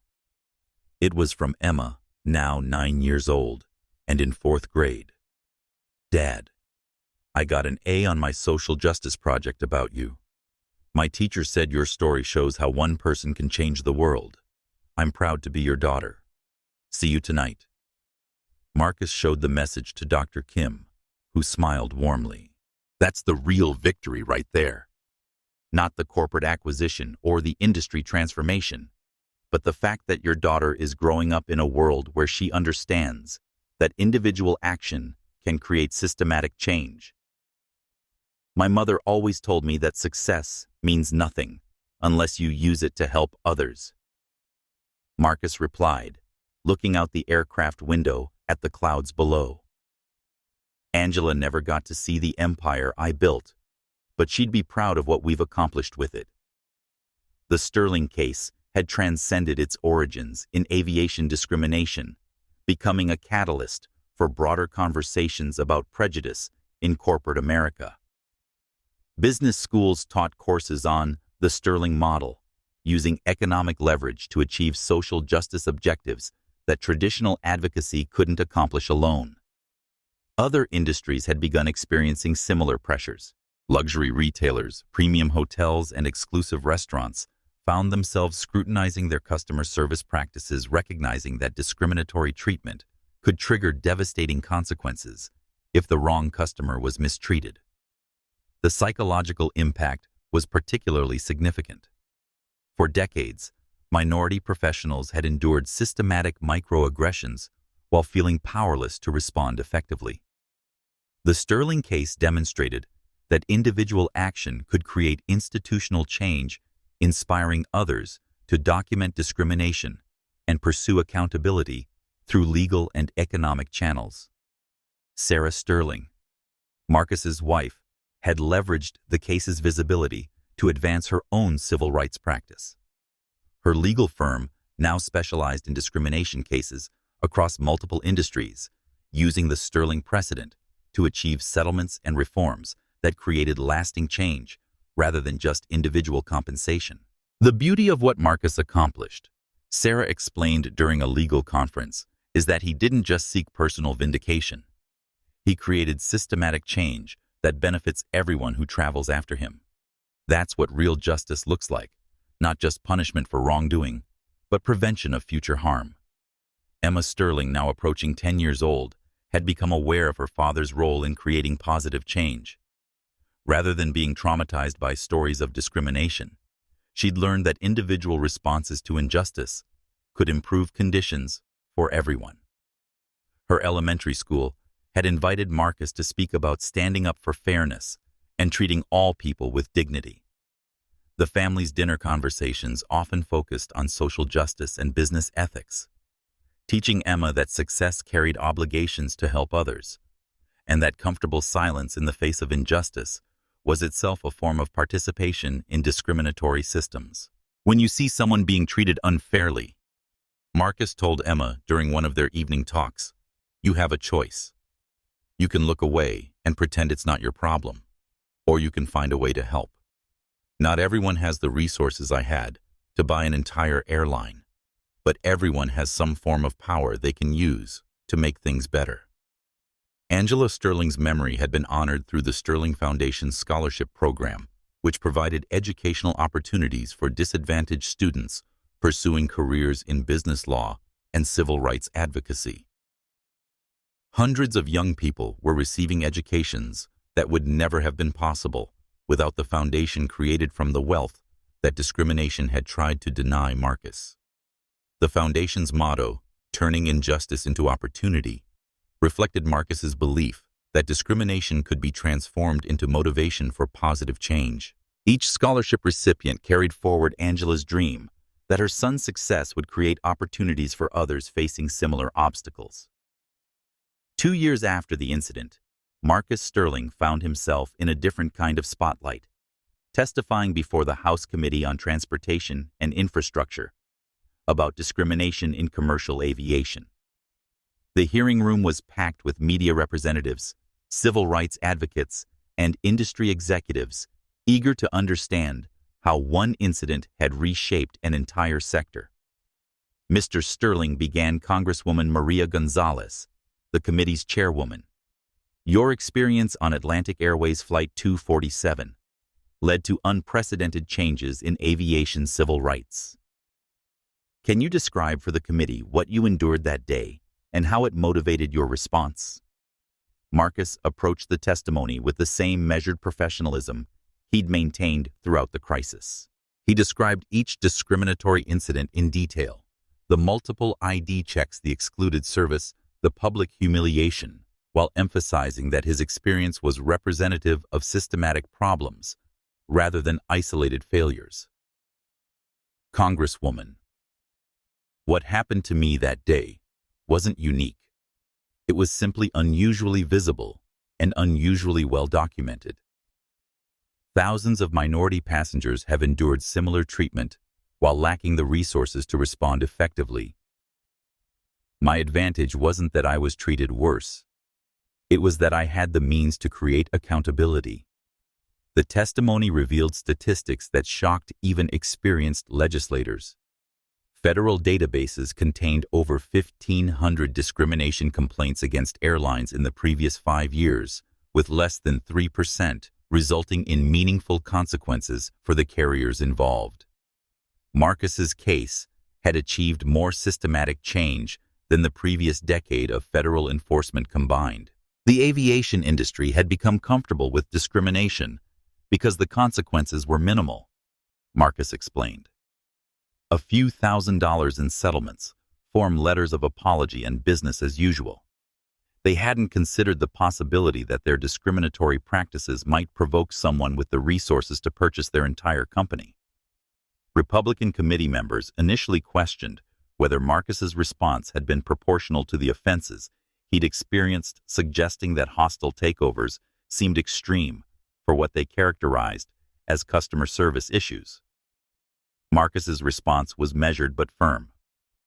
Congressman, when systematic discrimination becomes routine, extraordinary responses become necessary. Traditional complaints and appeals had failed to create meaningful change. Economic pressure succeeded where regulatory enforcement had failed. The hearing produced bipartisan legislation requiring enhanced anti-discrimination training for all transportation industry employees, federal oversight of customer service equity metrics, and substantial financial penalties for companies that exhibited patterns of discriminatory treatment. More importantly, it established Marcus Sterling as a national voice on civil rights and corporate accountability, a role that would influence American business practices for decades to come. The Sterling case attracted attention from human rights organizations, academic institutions, and business leaders worldwide. Marcus received invitations to speak at conferences in London, Tokyo, and Geneva, sharing his story with international audiences eager to understand how individual action could create systematic change. At the World Economics Forum in Davos, Marcus participated in panels on corporate social responsibility and stakeholder capitalism, arguing that businesses had moral obligations extending beyond profit maximization. His presentation on the true cost of discrimination became one of the conference's most discussed sessions. Prejudice isn't just morally wrong, Marcus told the assembled global elite. It's economically inefficient. Companies that discriminate waste human capital, alienate customers, and expose themselves to legal and financial risks that can destroy decades of value creation. European airlines, many already ahead of American carriers on civil rights issues, used the Sterling case to benchmark their own practices and identify areas for improvement. Asian carriers operating in markets with different demographic challenges adapted Marcus's model to address discrimination against various minority groups within their societies. The case study became required reading in international business schools, demonstrating how American approaches to civil rights enforcement could be applied in different cultural and legal contexts. MBA students from dozens of countries analyzed the financial mechanics of the Atlantic Airways acquisition, alongside the moral imperatives that motivated it. Marcus established Sterling Capital's international division, partly to identify and address discriminatory practices in global markets, using economic leverage to advance civil rights objectives in countries where traditional advocacy faced political or cultural obstacles. The international dimension of his work proved that the principles underlying the airline case, accountability, economic pressure, systematic change, could transcend national boundaries and cultural differences. Emma Sterling, now 12 years old, had grown up understanding that her father's response to discrimination had changed not just one company, but an entire industry. Her middle school social studies class had studied the Sterling case as an example of how individual citizens could create positive change in American society. Emma's perspective on civil rights had been shaped by dinner-table conversations about justice, fairness, and the obligation to help others. She understood that her family's wealth came with responsibilities to address inequality and support people who faced discrimination without having resources to respond effectively. For her 7th grade history project, Emma chose to research her grandmother Angela's life, interviewing Marcus about his mother's experiences as a working-class woman, whose dreams for her son had motivated his eventual success. The project helped Emma understand the generational nature of civil rights progress and her role in continuing that advancement. "Dad," she asked during one of their evening conversations, "will there always be people who treat others badly because they look different?" Marcus considered the question carefully, recognizing its importance for his daughter's developing worldview. "There probably will be, Emma, but there will also always be people who stand up for what's right. The question isn't whether discrimination will disappear completely, but whether each of us will do our part to make it less common and more costly for those who choose to engage in it." Emma's school had invited Marcus to speak to the student body about civil rights and social responsibility, creating an opportunity for him to influence young people's understanding of these issues while modeling engaged citizenship for his daughter. The presentation focused on practical lessons about recognizing discrimination, documenting unfair treatment, and finding appropriate ways to respond based on individual circumstances and resources. Marcus emphasized that not everyone could buy airlines, but everyone could speak up, bear witness, and support others facing discrimination.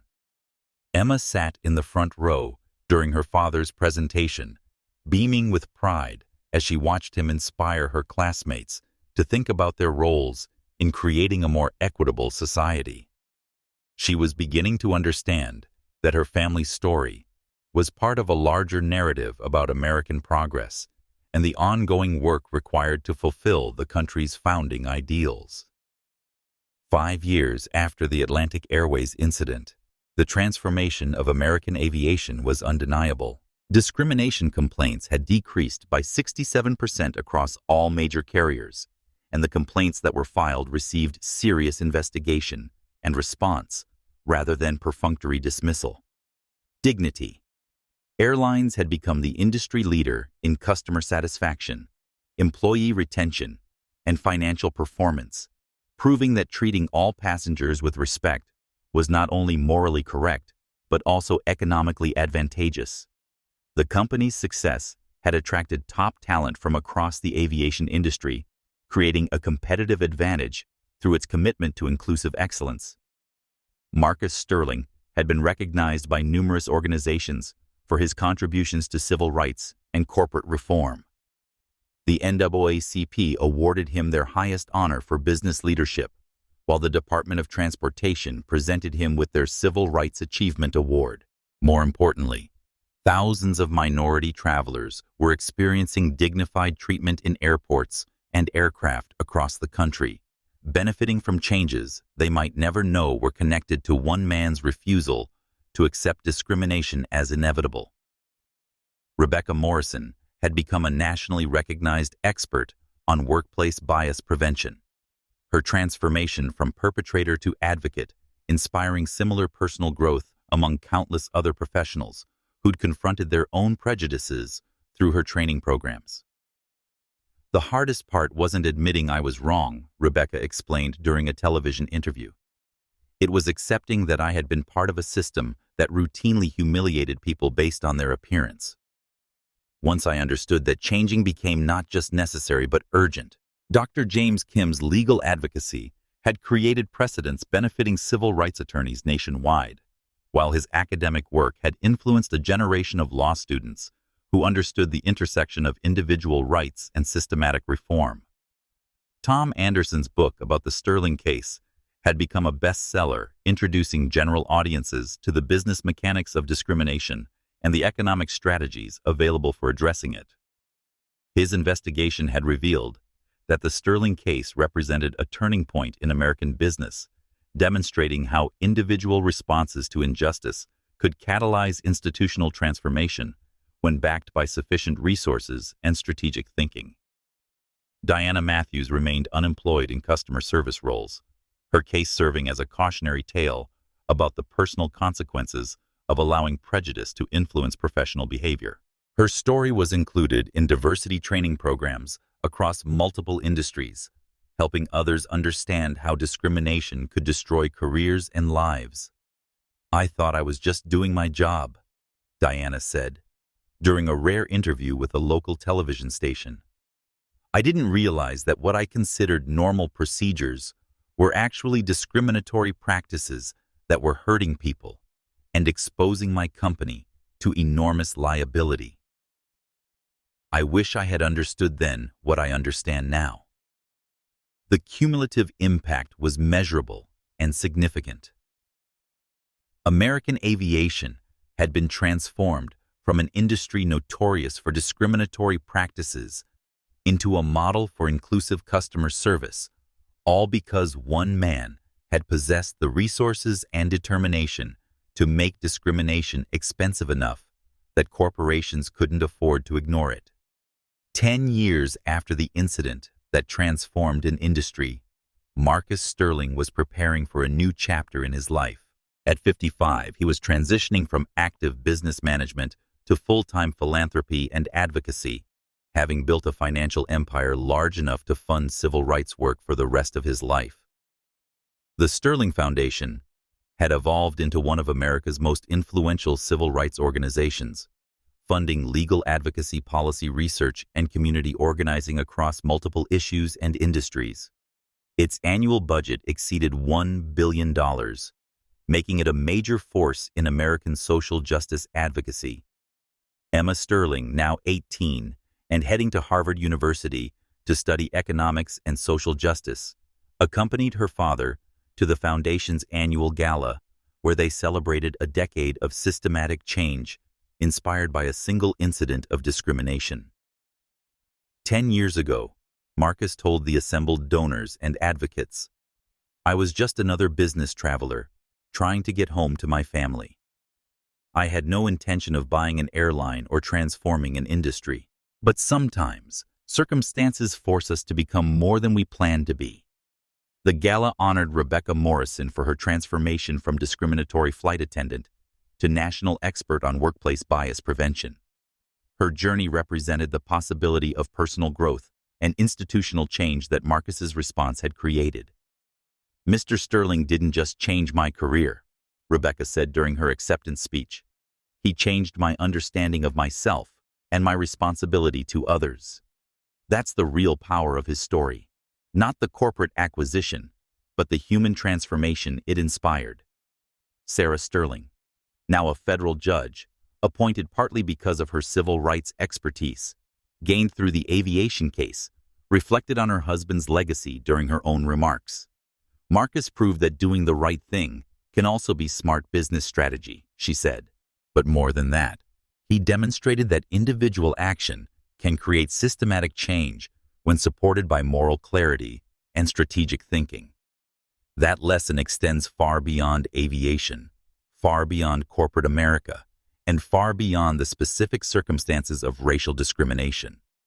Dr. James Kim, now serving on the federal bench, where his expertise in civil rights law influenced judicial decisions affecting discrimination cases nationwide, presented Marcus with a Lifetime Achievement Award from the American Bar Association.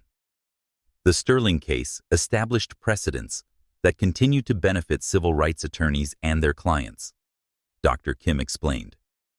But its real significance lies in proving that justice delayed doesn't have to be justice denied when individuals have the courage and resources to demand accountability.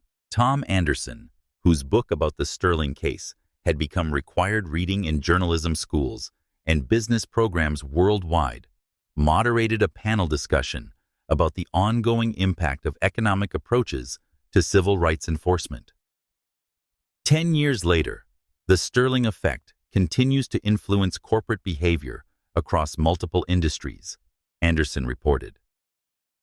Companies now understand that discrimination isn't just morally wrong, it's financially dangerous. That understanding has created market incentives for inclusion that traditional advocacy couldn't achieve through moral arguments alone.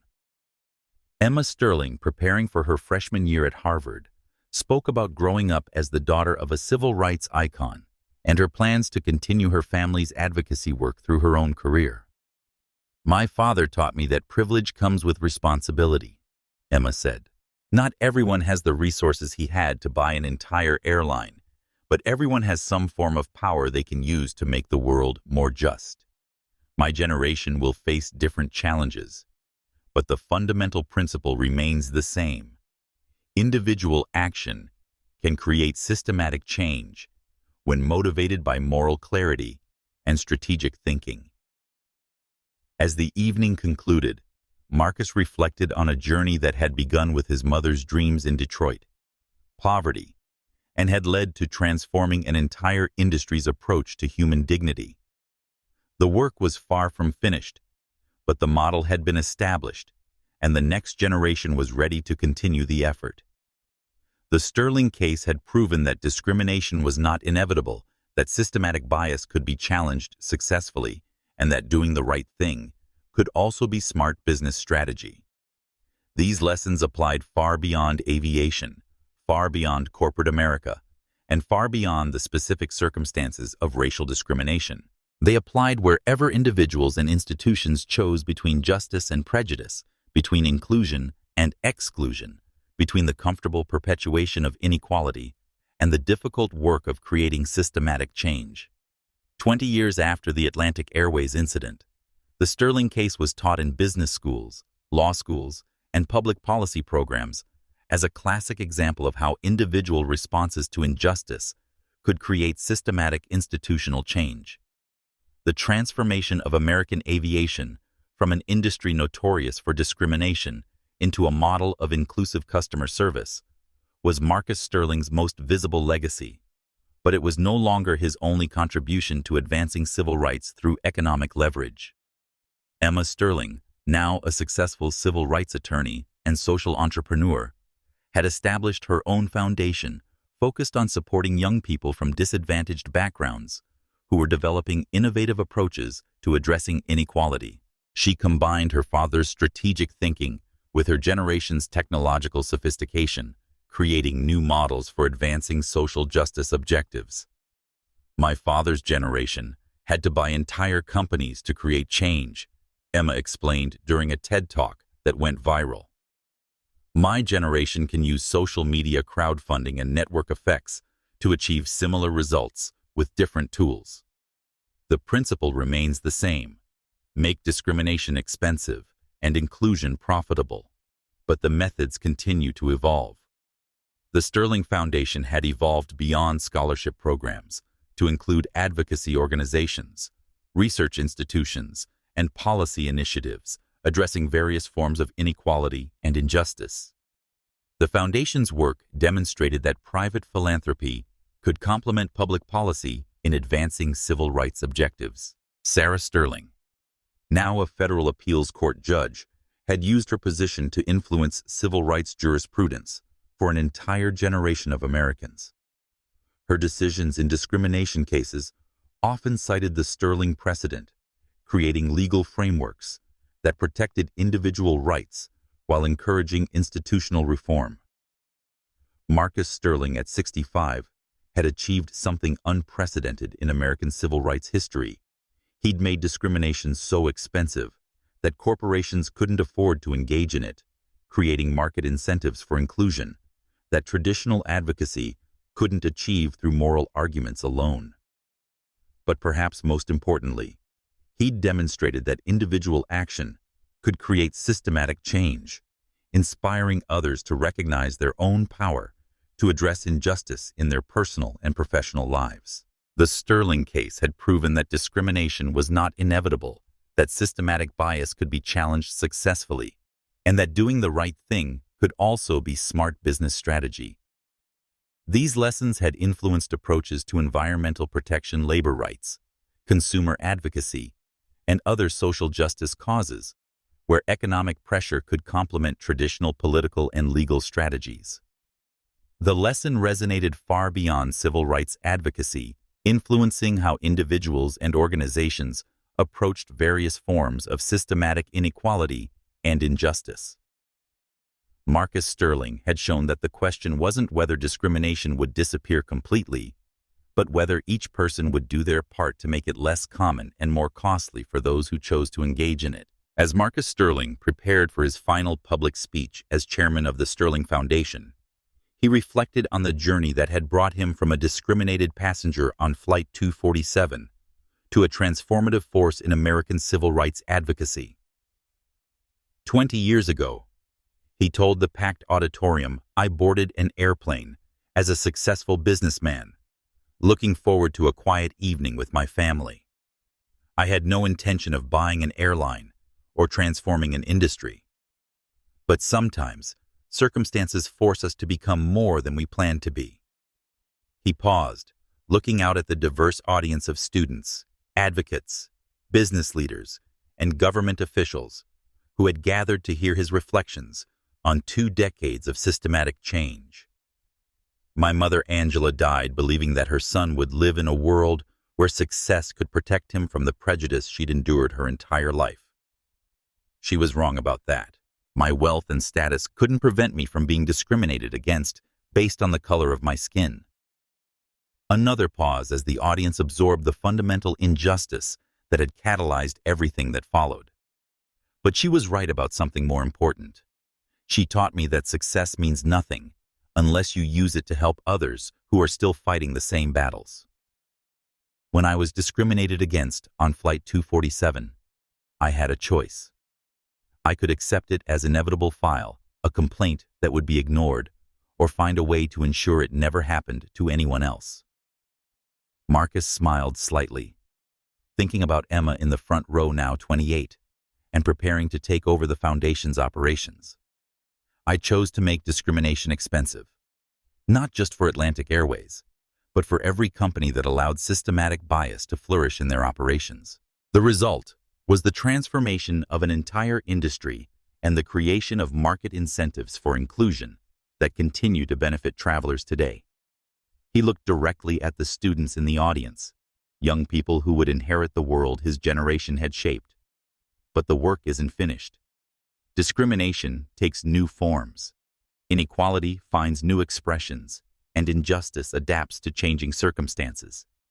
Each generation must find its own ways to advance human dignity and equal opportunity.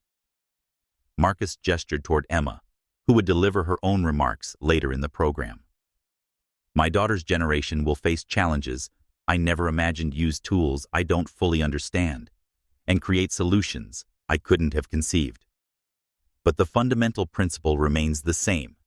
Individual action can create systematic change when motivated by moral clarity and strategic thinking.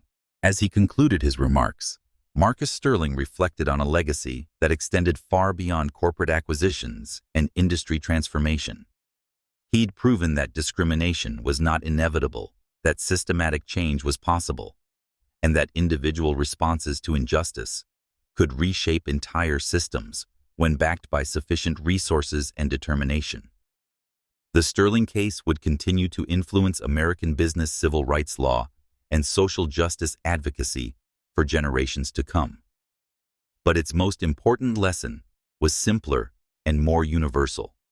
Each person has more power than they realize to influence the world around them, and the choice of how to use that power defines not just individual character, but collective progress. The question wasn't whether discrimination would disappear completely, but whether each person would do their part to make it less common and more costly for those who chose to engage in it. Marcus Sterling had answered that question through his response to Flight 247. The question now was how each person in that auditorium and each person hearing his story would answer it in their own lives and circumstances. The choice, as always, was theirs.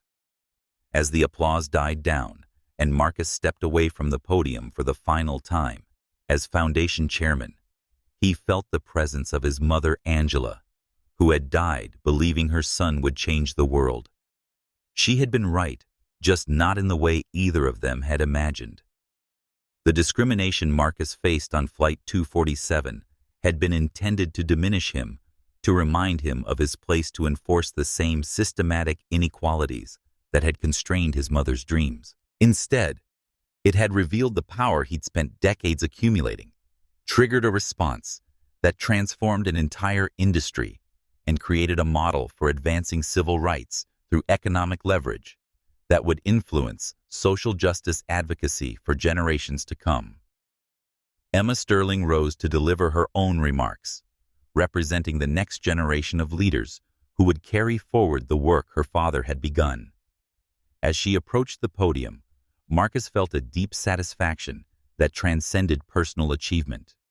He had turned injustice into opportunity, discrimination into transformation, and individual suffering into systematic change. The flight that had begun with humiliation had ended with the creation of a more just and equitable world for everyone who would travel after him. That was a legacy worth building, a story worth telling, and a lesson worth learning. The choice, as always, was in each person's hands, and Marcus Sterling had shown them all what was possible when that choice was made with courage, conviction, and the determination to ensure that no one else would endure what he had experienced on Atlantic Airways Flight 247. The transformation was complete. The lesson was clear. The future was unwritten, and it belonged to those with the courage to write it.